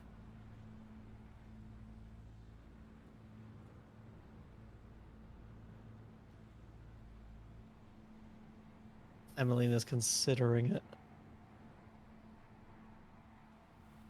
We will effectively say that you're all grouped together, so it doesn't have to be just your call here. Yeah. Can we make out like? Can we make out like what race they are? Oh, yeah. Now that you're closer, you can see that this is a single individual. They are very, very heavily bundled up. It's hard to tell what exactly this person is, but they're on the stout side and the shorter side. They have a very large backpack on. Molly's gonna do it, and she says, "Hail! Behind you." You hear a oh, and the person tumbles, tripping, and they just eat the snow. Emmeline's gonna run up. Okay. She's gonna- Are you? She closes the gap. Like, Yeah. Are you okay? As the group of you come closer, you see that this is a dwarven woman. She kind of fumbles around in the snow. Yes, I'm fine. I've lost my spectacles. Do you see them anywhere? Oh no, did I crack the lantern? See that the lantern has fallen off to the side and there's a pair of spectacles off to the other. Emmeline's gonna pick up the spectacles first, as just like a courtesy for this person. Are you alright? I didn't startle you too bad, did I? Oh, I'm fine, thank you. Thank you very much. You see them trying to reach under and use one of their drier layers to wipe off the spectacles and set them on their face. You see that this is a middle-aged half-elf woman. And she is a bit on the shorter side. You can see that she has a spray of freckles across her nose, and she has hair that's sort of sticking out wildly underneath her cap. You see that her cheeks and her nose are wind-burned and very pink. She sits up and looks at the group of you, wide-eyed. Oh, well met. I see that you have friends. I think I'm fine. Nothing broken. My shoes are fine. Oh, where did my lantern go?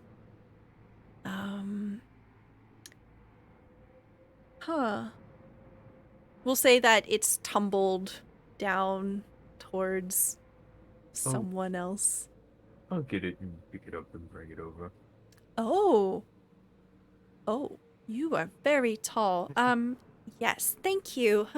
She takes this lantern, and you can see that it is an unusual looking thing.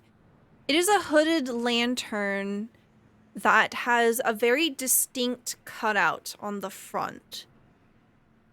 It appears almost as if an upside down triangle. And you've never really seen something that looks particularly like this. Kolskeg, as you're holding it, you can tell that it's very sturdy and that it's well made. It is surprisingly light in your hand, despite being made out of what appears to be a very heavy, sturdy metal. As you pass it over, she turns it over. Oh, all right, it's fine. Well met. My name is Danica Greysteel. And who might you be?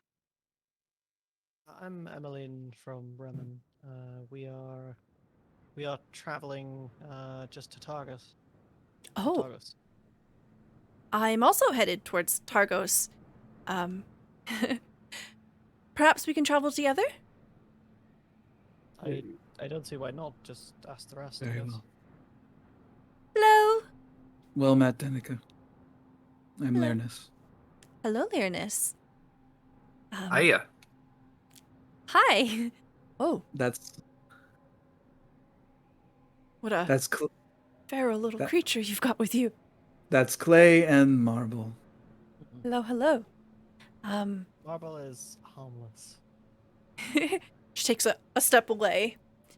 Yes, Yeah, that I do that too. Don't worry. well, yeah, she begins to slowly walk, and you see that she resumes moving the lantern. She seems to be doing a sweeping motion as the group of you are moving. What precisely are you looking for? Oh, I am so pleased that you ask. I am a scholar, and I have come to Icewind Dale in search of these wee little elemental spirits known as Chewingus. Chewingas? You have chewingas? No, I've heard they're around here. I'm trying to Oh. find them. I know the doctor that can get rid of that. Chewinga's really cool. What's She that? Never heard of adjusts her those. spectacles. They are tiny elemental spirits, and I believe they might be the key to improving the climate here in Icewind Dale. They have some ability to alter their natural surroundings. I think that I can learn a lot if I get to see one up close, and I've been hunting for them. Yeah. I guess that could be true. Where'd you go to school? I went to school in...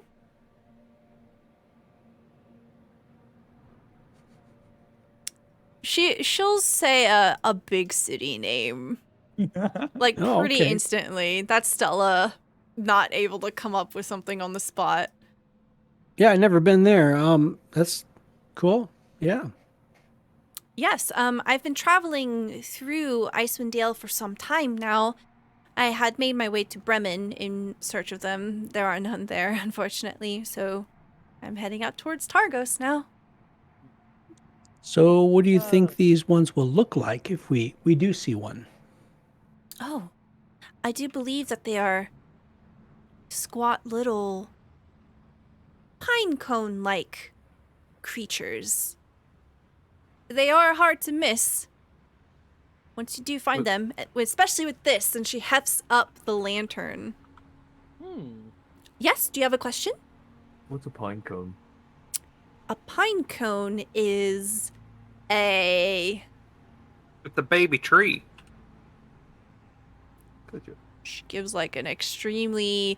It's a seed-bearing organ on gymnosperm plants.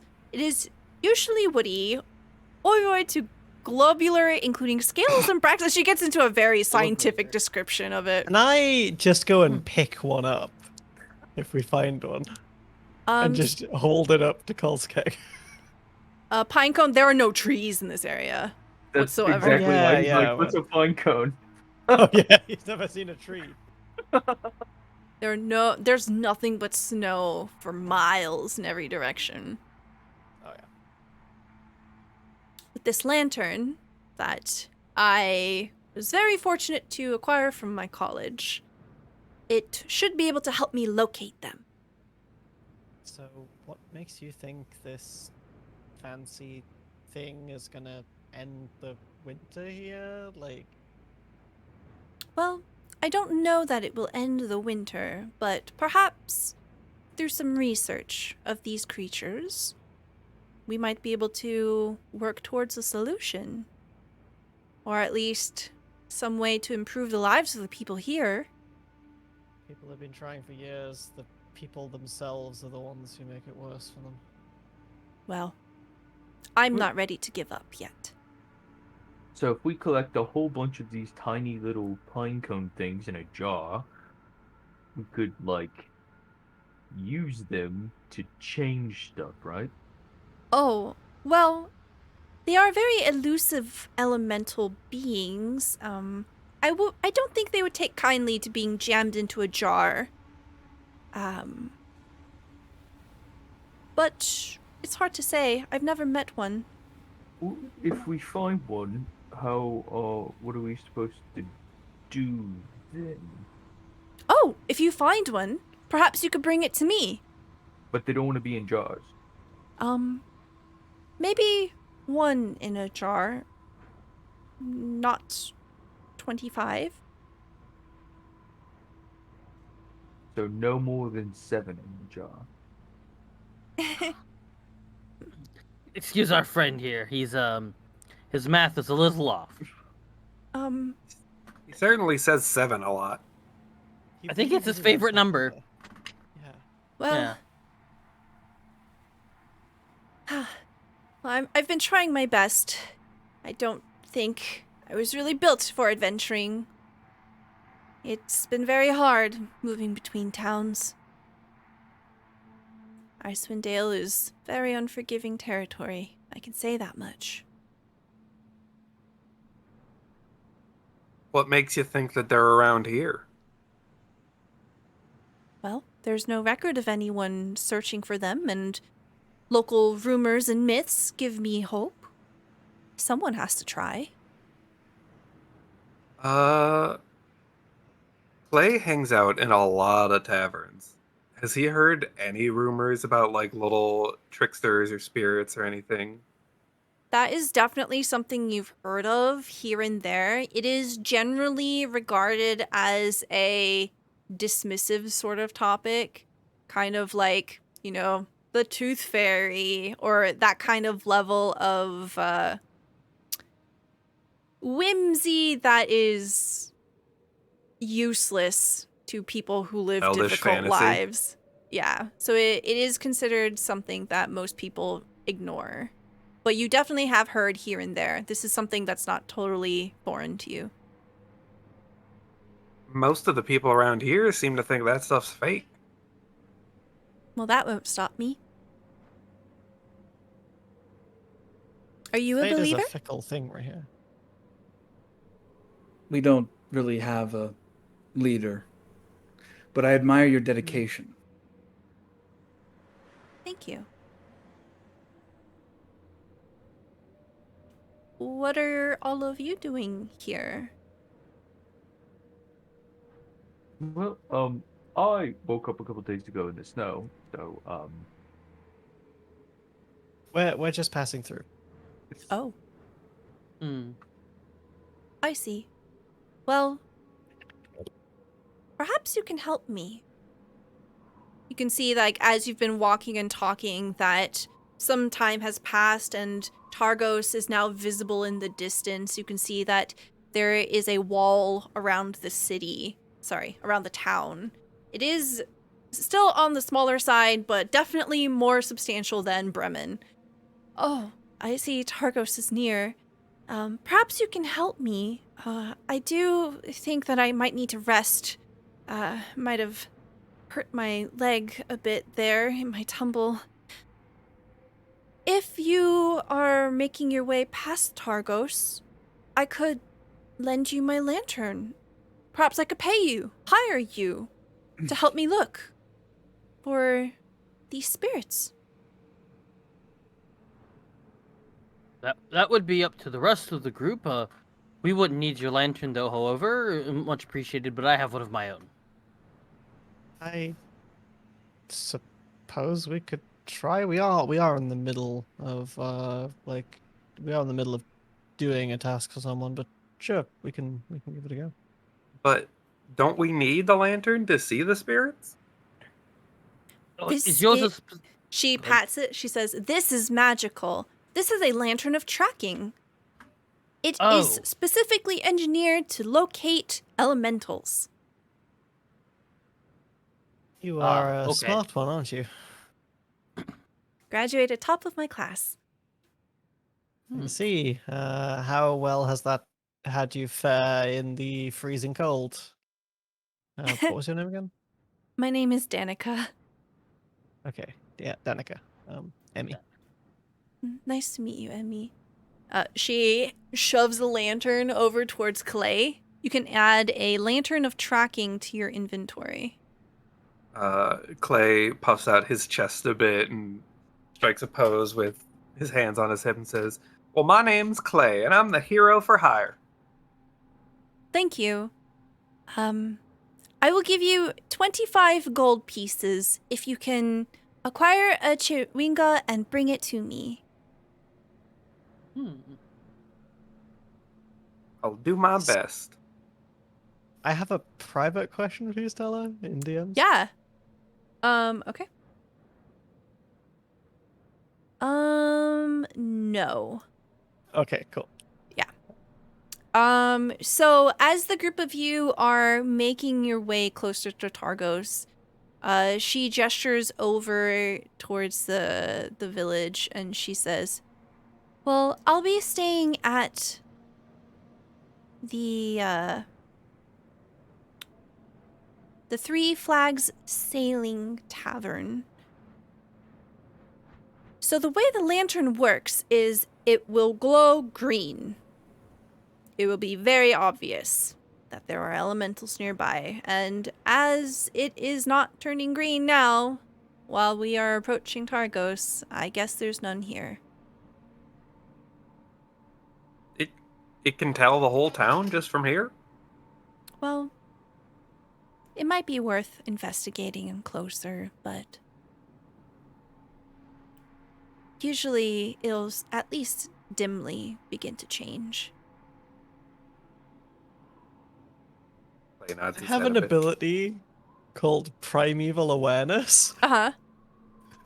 As an action, you can expend one ranger spell slot, 1 minute per level of spell slot, to sense whether any aberrations, celestials, dragons, elementals, fae, fiends, or undead are present within 1 mile of you, or Okay. up to 6 miles if you're in your favored terrain.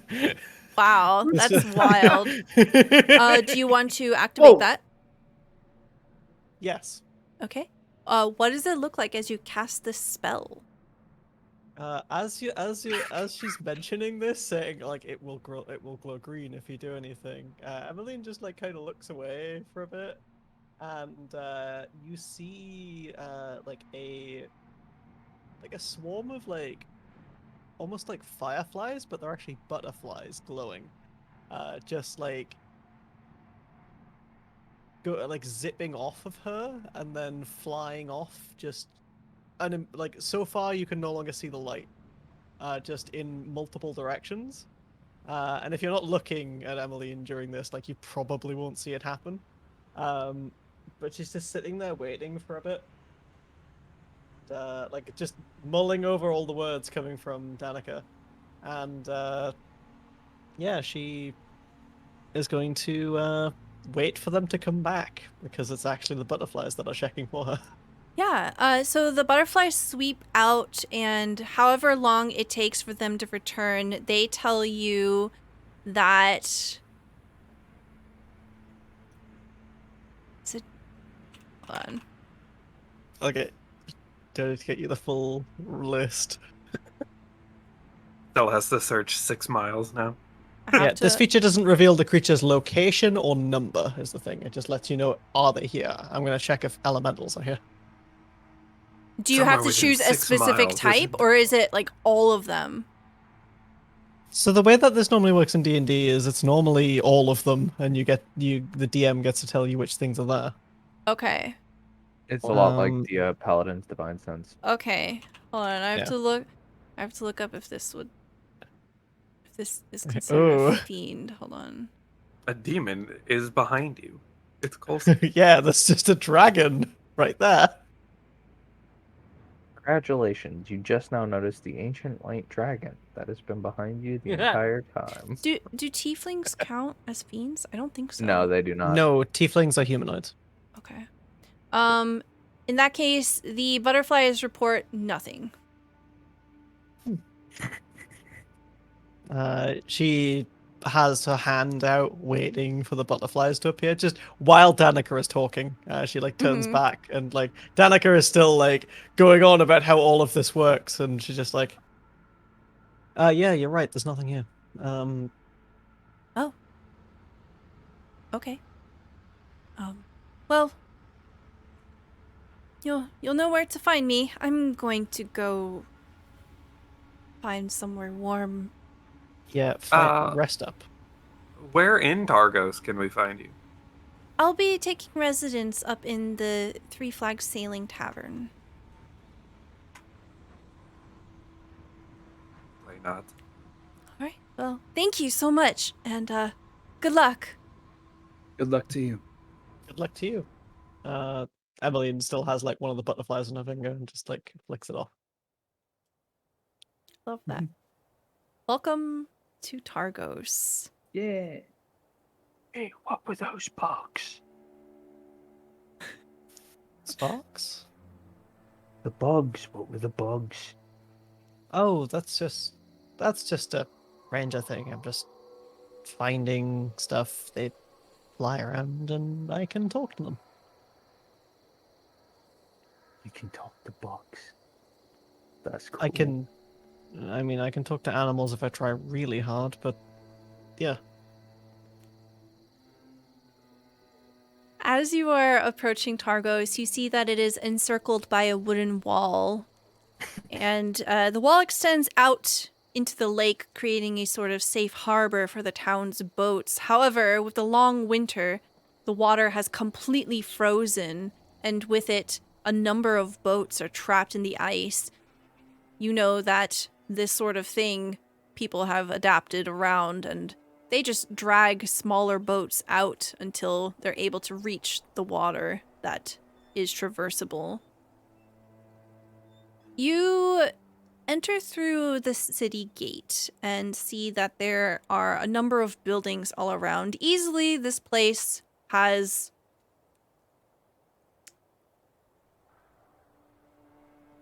let me be very accurate here. At least 7 people in it. This has Yeah, at least 7 people. It has 10 times the amount of people that were in Bremen. So this is a proper dwelling, proper settlement here. There So are at people least moving 8. about. Yeah, more than 8, absolutely. You can see that there are a number of shops as you enter through the main thoroughfare that sport fishing gear and vendors of various types of fish. So it's pretty easy to assume that their major industry here has to do with fishing as well. There are a variety of restaurants that each seem to be advertising a different recipe of knucklehead trout.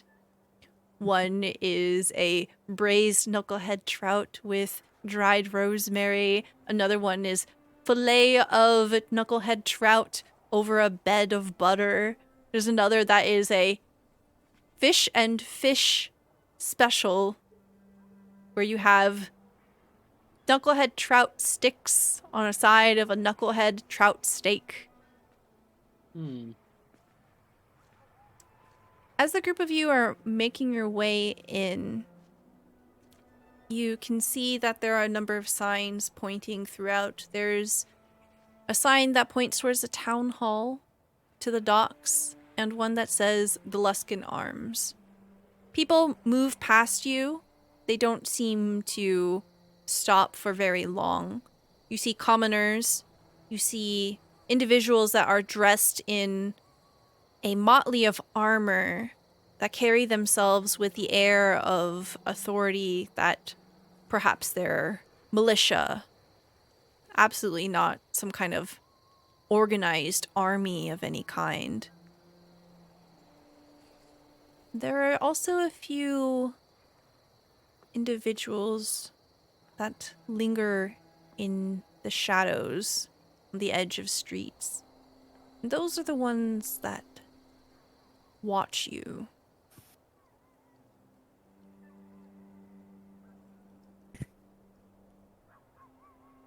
But who watches the shadows? I don't wave know, at do them. you? Emmeline, if she Emmeline, if she's anything to go by, considering she is alert, is going to just be very paranoid the second she gets here. This Yeah. is far too many people. Yeah, Kolskeg, every time you wave at one of them, they immediately dip away into an alley.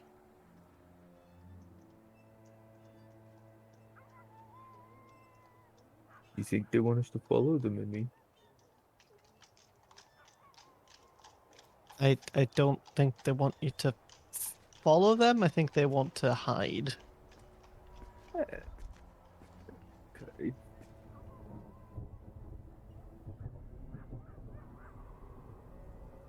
So, did we want to spend time here, or did we just want to move on to the next town? I'd say we need to get. I'll go and get some supplies and stuff, and then we can, I guess, move on. I need to figure out where are where I don't want to say target, but quarry is. I'll ask around, I guess, see if anybody has seen anything, and I guess you all should too. Figure something out. Kolskeg, don't try and just outright talk about this in the open. I'm a little worried that people will just immediately like town crier it and say that a big man who is icy cold really wants to know where someone went. Well, okay. Oh. And I'll go she see. like pats Kolskeg and like says, "I'm sorry." And I'll go see if anyone needs help. Oh my god, I love this. Okay, we'll say that this is when like you just conveniently are standing at a fork in the road. Clay's going one way, Emmeline's going the other. How are we breaking up the party? Lairnus will go with Clay. Okay, I'll go with Emmy. okay. Hmm. Oh no. I guess I'll follow Clay. Okay, and we'll say Aeolus will go with Emmy. So Oh yeah. Clay, Bam, and Lyranus, you begin to head down the left path, and you are making your way towards what seems to be the town hall and dock area. As you're wandering through, all of a sudden, you hear barking. Can I get perception checks from each one of you? Oh. Not wrong one. Oh, I rolled a 3. do I Now still- that do Emmy's I still not get here, my I can favorite- do well. 19 from Clay, 3 from Lyranus, Ooh, and a dirty 20 from Bam. Okay, we'll take it. Bam. Dirty 20. You hear barking, and it's getting closer and closer and closer. You turn around, and you see that there is a dog, and it is running straight for you. Does it look friendly? Can Bam It's tell kind if of it's hard to friendly? tell. It's moving really fast. And barking. You know what? Yeah, whatever. Bam will kind of stand there, kind of lean down a little bit like he would be to, like you would to pet a dog or Okay, get near a the dog. dog tackles you and flattens you on your back and starts Stop. licking your face. And it's Oh, good- whining. Good boy. What's going on, boy?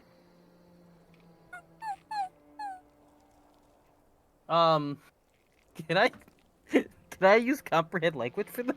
Unfortunately, that would not work. You'd Damn need it. speak with animals. Yeah, Oh, there's don't a have the specific ranger. spell. that's right. God dang it. You Sorry. don't have me. Lyranus and Clay, how do you respond to this? So Bam's not being eaten. He's No. just being aggressively licked. Yes, by a very pitiful creature. So Clay lets this happen and does not involve himself. Yeah, not being too familiar with Axe Speaks yet, Lyranus will kind of stay with the act, like, attentively seeing what's going on, but, sort of holding on to Blueberry and observing. Okay. With that 19, Clay, you notice that this dog has a harness on it, especially the kind that you have seen attached to dog sleds. And the joint of the leather, which would have connected it to a center harness for the sled, that part is broken.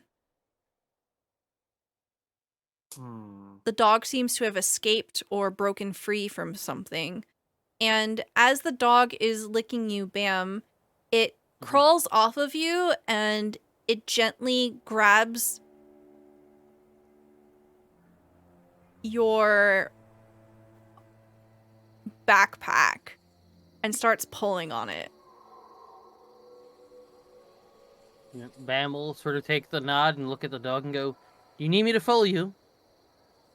I think he's hungry. Yes. As well. And Bam will just bring out some, like, I guess, what, a little bit of rations or something and give it to the dog and see if it reacts. As you begin to like pull out of your bag, it begins to run around in a circle, and it takes a very sturdy stance, sort of lowering itself down to the ground and barks at you. It doesn't seem interested in the food. I think it wants to follow him. It. It definitely seems like it got separated from its sled. Maybe the people are in trouble. You'll want to go with me then? Because I'm going to follow this dog. Of course. Of course. Okay. All right. The dog, then- seeming to see that you're edging for it, begins to take off. And Bam will take off, trying to catch up with the dog. Okay. And we will fade to black there for today's session. Oh boy! For Emmeline, Kolskeg, and Aeolus, as the group of you are heading deeper into Targos, you approach what appears to be a pretty popular building. People are filing in and out of it. It is labeled the Luskan Arms, and it is an inn. Seems as warm a place as any.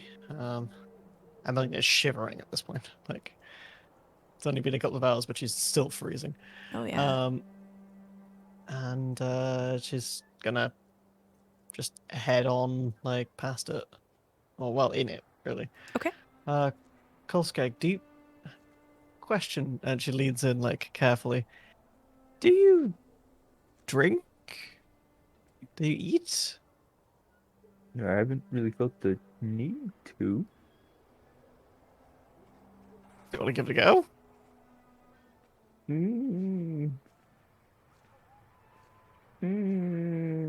mean, you can eat some or drink some if you want. I'm okay. Sure. Yeah, I should probably get some supplies and things like that, but I just want to get warm. I got a lot of food here somewhere. I found it when I woke up from my nap. And he picks up. He like just takes like 10 rations, and he's like, "You want them?" Sure, of course. Yeah, food. There you go. Yeah, no, you're not hungry anymore. This is so troubling. Hang on, I want to try something, and she pulls another of her berries off, and hands it to Kolskeg, and is like, "Can you do me a favor and try to eat this?" He kind of holds it. He takes it and like looks at it. And he's like, "I really don't want to eat, though, Amy. I'm not very hungry." I mean, it's well, you're in your situation, so I can just tell you it's mostly made of magic. It's not really food.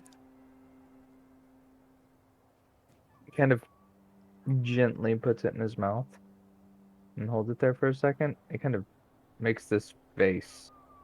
And he's just like, "What?" Aww. He spits it out.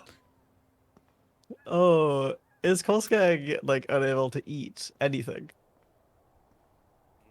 Deathless nature says that he doesn't have to, but Okay. he Because doesn't this is a need healing item.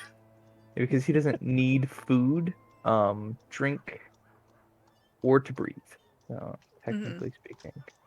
Oh. So you see Kolskeg having an aversion to it. Yeah, Oh, I'm sorry for that. you can have it back if you want. She like really gingerly takes it.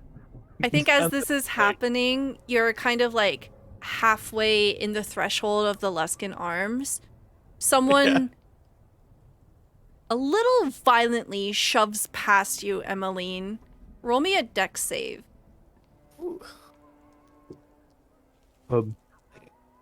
He shoves Emmeline? Yeah. Emmeline's in the he- way, and he seems to be Yeah, he should shoving make past. he should probably try to make an 21. a strength saving throw because I'm immediately going to snatch him by the back of his cloak. Okay. What I'm gonna do is, as I dodge out the way, can I like grab him and push him into Kolskeg without even thinking? Yes, yes. All of this 24 happens. on the athletics check, Yeah. and he snatched. So I reach out and just snatch him up by the back of his cloak, jerk him around, and bring him into my face. And I'm like, Uh-huh. apologize. Also, have you heard of anyone named Septic Caltrips? You see, wow. You see this person is absolutely dazed by this series of events that happens. They appear to be a teenager dressed in ratty clothing and a motley of leather armor that has been scavenged. None of it fits correctly. The way his head is sort of spinning, he has trouble focusing on you, Kolskeg, and he turns his head towards Emmeline and says, "I'm sorry?" Septic Caltrips. He's a murderer. What? We're looking for him.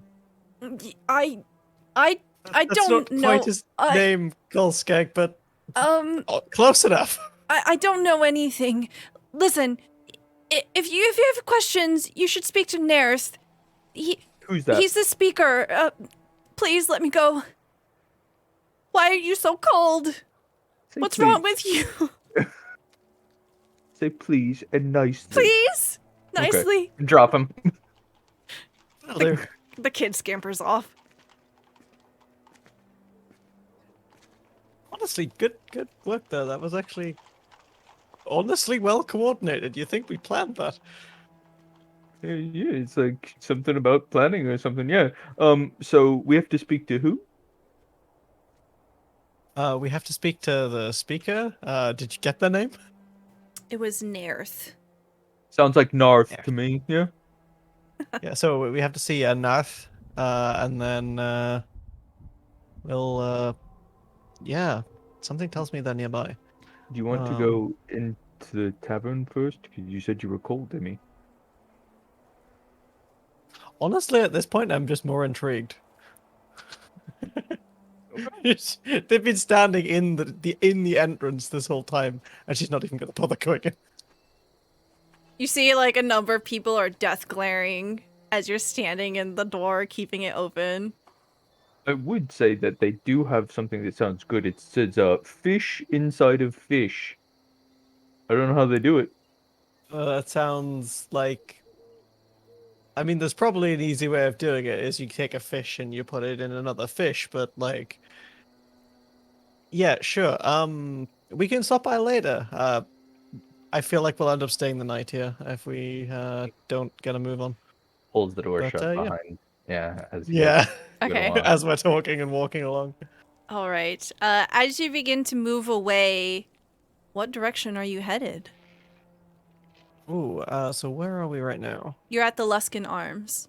Luskan Arms. I'm going to head. So we went south to the Luskan Arms. Mm-hmm. I would. I'm gonna head. I would be like, does anyone know where someone named Nerth is? Who he speaks for the town. Oh, yes. A grizzled-looking man with a fishing pole over his shoulder stops to look you over. He's taking residence in the largest suite in the Luskan Arms. If you wish to speak with him, you'll likely find him there. Oh, so we do actually have to go in. Oh, okay. Sure. Thanks for your help. Kolskeg, I guess we just You know, turn you could right tip a around and go back copper in. if you think that was helpful. Kolskeg kind Sure. of digs around. He's like, Kolskeg gets is- fine. Okay. I'll tip him. She gives him 2. Save Have a your good money. It's fine. day. The guy you just leaves too. with 2 copper. You too, and enjoy the drinks. and they're gonna go back, and they're gonna open that door again, and everyone's going to death glare them Yeah, so hard. they recognize you immediately as the two that kept the door open for longer than necessary. And they say, Hi. in or out, make a choice. Yeah, we're coming in, don't worry. And she comes in and closes the door. I guess that's their way of inviting us in, I guess. Yeah, so as Uh, you enter into the Luskan Arms, you can see that this is a very old building. You see that the walls appear to be quite sturdy, but the floorboards underneath you are rotten in places and there are holes here and there. A draft comes up from the cellar here into the common room. You can hear some scurrying underfoot in the shadows. And across from you, you can see that there is a desk and a balding man is currently sitting behind it, looking up at you with these deep sunken eyes. Around, you can see that there are a number of tables where people are enjoying some brunch. Emily just immediately walks up to the front, tosses a copper onto the table, and is like, "I'm looking for someone called Nerth." Welcome to the Luskan Arms. He sighs heavily. He doesn't move very quickly at all. I suppose I can deliver a message. I believe Mr. Nerth is up in his room. Yeah, if you could, we're looking for a, I've only got Kolskeg's version of that character in my head now. Yeah, I got this. Don't worry, Amy. I'm good. I'm an intelligence 6. So, we're looking for someone named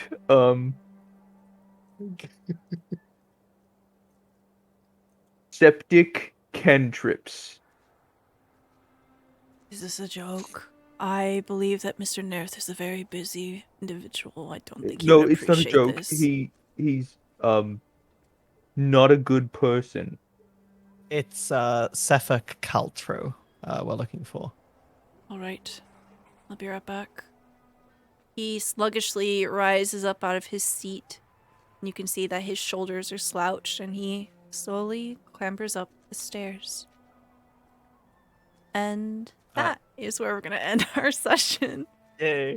Yay! Kolskeg, seriously, I love the name. I think we should wait to call him that to his face. That is his name, though. All right, everyone. Thank you so much for being here and joining us for our session. Thank you so much for the raids, y'all. Sorry I didn't give you the love and appreciation that you deserve. Wanted to make sure I didn't mess up any of this. We're going to go around real quick and reintroduce everyone that's at the table. Please tell me who you are, where we can find you, and what your favorite part of the episode was. And unfortunately, GeekDice wasn't feeling well, so he had to step away, but he'll be joining us next time. We'll start off with Melly. Hello, I'm Melly. I played Emmeline today. I'm really excited for this campaign. This is absolutely amazing, and I look forward to it like every other week. You can find me at twitch.tv/mellybt, or on Twitter at AmeliaIkeda. I'm pretty much only doing this on Twitter for the next couple of weeks. I have a very busy thing coming up, so yeah. Thank you. Yeah, thank you very much. We'll go over to Schroeder. Hi everyone, I'm Schroeder or Matt. Tonight I played Learness, and my favorite part of the session, probably will be my favorite part of the session for quite some time, is just the humor and levity that Kolskeg brings to the sessions. His favorite number is 7, and I'm loving that. Thank you very much. GeekDice is also a part of our other Patreon campaign every other Wednesday, Saltmarsh. at 8 p.m. Eastern Time. So if you want to see him there, you can head over to our YouTube where we have all of our episodes and or stop by for the live stream next Wednesday. We'll hop on over to Apollyon. Hi, everybody. I am Apollyon. I'm here every other Wednesday, like most of my castmates are. But I do have a Twitter account. I believe it's linked. I'm not very active on it, unfortunately. Although I do have a Start Playing as well, where I offer paid DM services. And you can always check me out. I usually have a campaign put up. I would love to have you playing one of my games. Outside of that, I play Kolskeg, the now known Reborn Barbarian. And I do genuinely enjoy all of the interactions that we get throughout the campaign. So like my favorite moment I think tonight would be just being able to interact with the other characters as Kolskeg and get to know them a little bit more. The story sharing moment is probably my favorite part. So Yeah. I thought there was a lot of really good pockets of interactions here, and I think there was a little bit of backstory from like every person. Oh, maybe not Clay. Clay continues to be a mystery. Speaking of Clay, Vertigo, why don't you tell us about who you are? Hello, I'm Vertigo Cross. I'm a variety Twitch streamer. I mostly play whatever games I feel like at the time. So if you ever want to see something new or just something different, come check out my stream. As for my favorite part of the session, I definitely enjoyed everyone being in the tavern room together and just the little snippets of, deeper lore into them, the group dynamic unfolding there. Yeah, absolutely. Thank you very much. Zombie! Hello, I'm Jacob. I'm Zombie MZ. Whatever your name, to call me. I'm the lore keeper and Captain Z of the Good Ship Clip. I probably do too many clips, but that's up to your own discretion. Today I played Bam Nash, who is a wonderful orc wizard boy. Before we get into my favorite part, you can find me on Twitter at ZombieFighter89. If you go there, there's a pin tweet there made by the lovely Lady May. There's a business card in there. I do audio editing, video editing, and Twitch clipping. If that's something that you are interested in or know someone who's interested in, please let them give me a holler. I am available for services. Speaking of which, with GeekDice, you can also find my face here next week as well, playing Finn Carson. If you liked what you saw here and maybe you want to see more, hooray. Bam, for this episode, I think my favorite part of this was towards the end, when we got to see Emmy and Kolskeg just kind of interact with each other. And she's trying to be like, no, that's not who we're looking for. No, stop. And then it's all of this, like, back and forth between them. I think that last part at the end where we just saw the two of them has got to be probably my favorite. There's just a lot of good moments we're going to see from those two going forward. And then, yeah, I mean, and I've enjoyed all of the other ones. I think the second, I'm torn between that and my Bam's interaction with Clay. With the whole twinkle in his eye, I want to know how to do magic. Like, for Bam, that's like kind of cool because, as Bam was younger and he learned to have magic and he kind of learned it, he had that excitement of wanting to hone it and use it. So he sort of sees that a little bit with Clay, and maybe thinks he's magic and he just doesn't know, So, wants to harbor that. Excellent. Thank you so much. That's it for me. I'm Stella Luna. If you've enjoyed this content, please give us a follow. It's a free way that you get notifications for when we go live. You can find episodes of our campaigns over on our YouTube as well. I just want to say, again, thank you so much to all of our Patreons, some of which are here on the screen because of the Patreons that we have at this channel. Everything that we do here is possible. All of our one-shots, three-shots, marathons. So thank you very much for everything. Basically letting me have my dream job. Lots of kisses. Hell yeah. Please take care of yourselves. We'll be back not next Wednesday, but the Wednesday after, which is 22nd of February at 8 p.m. Eastern Time. Have a good night, everyone. We'll see you then. Bye! bye.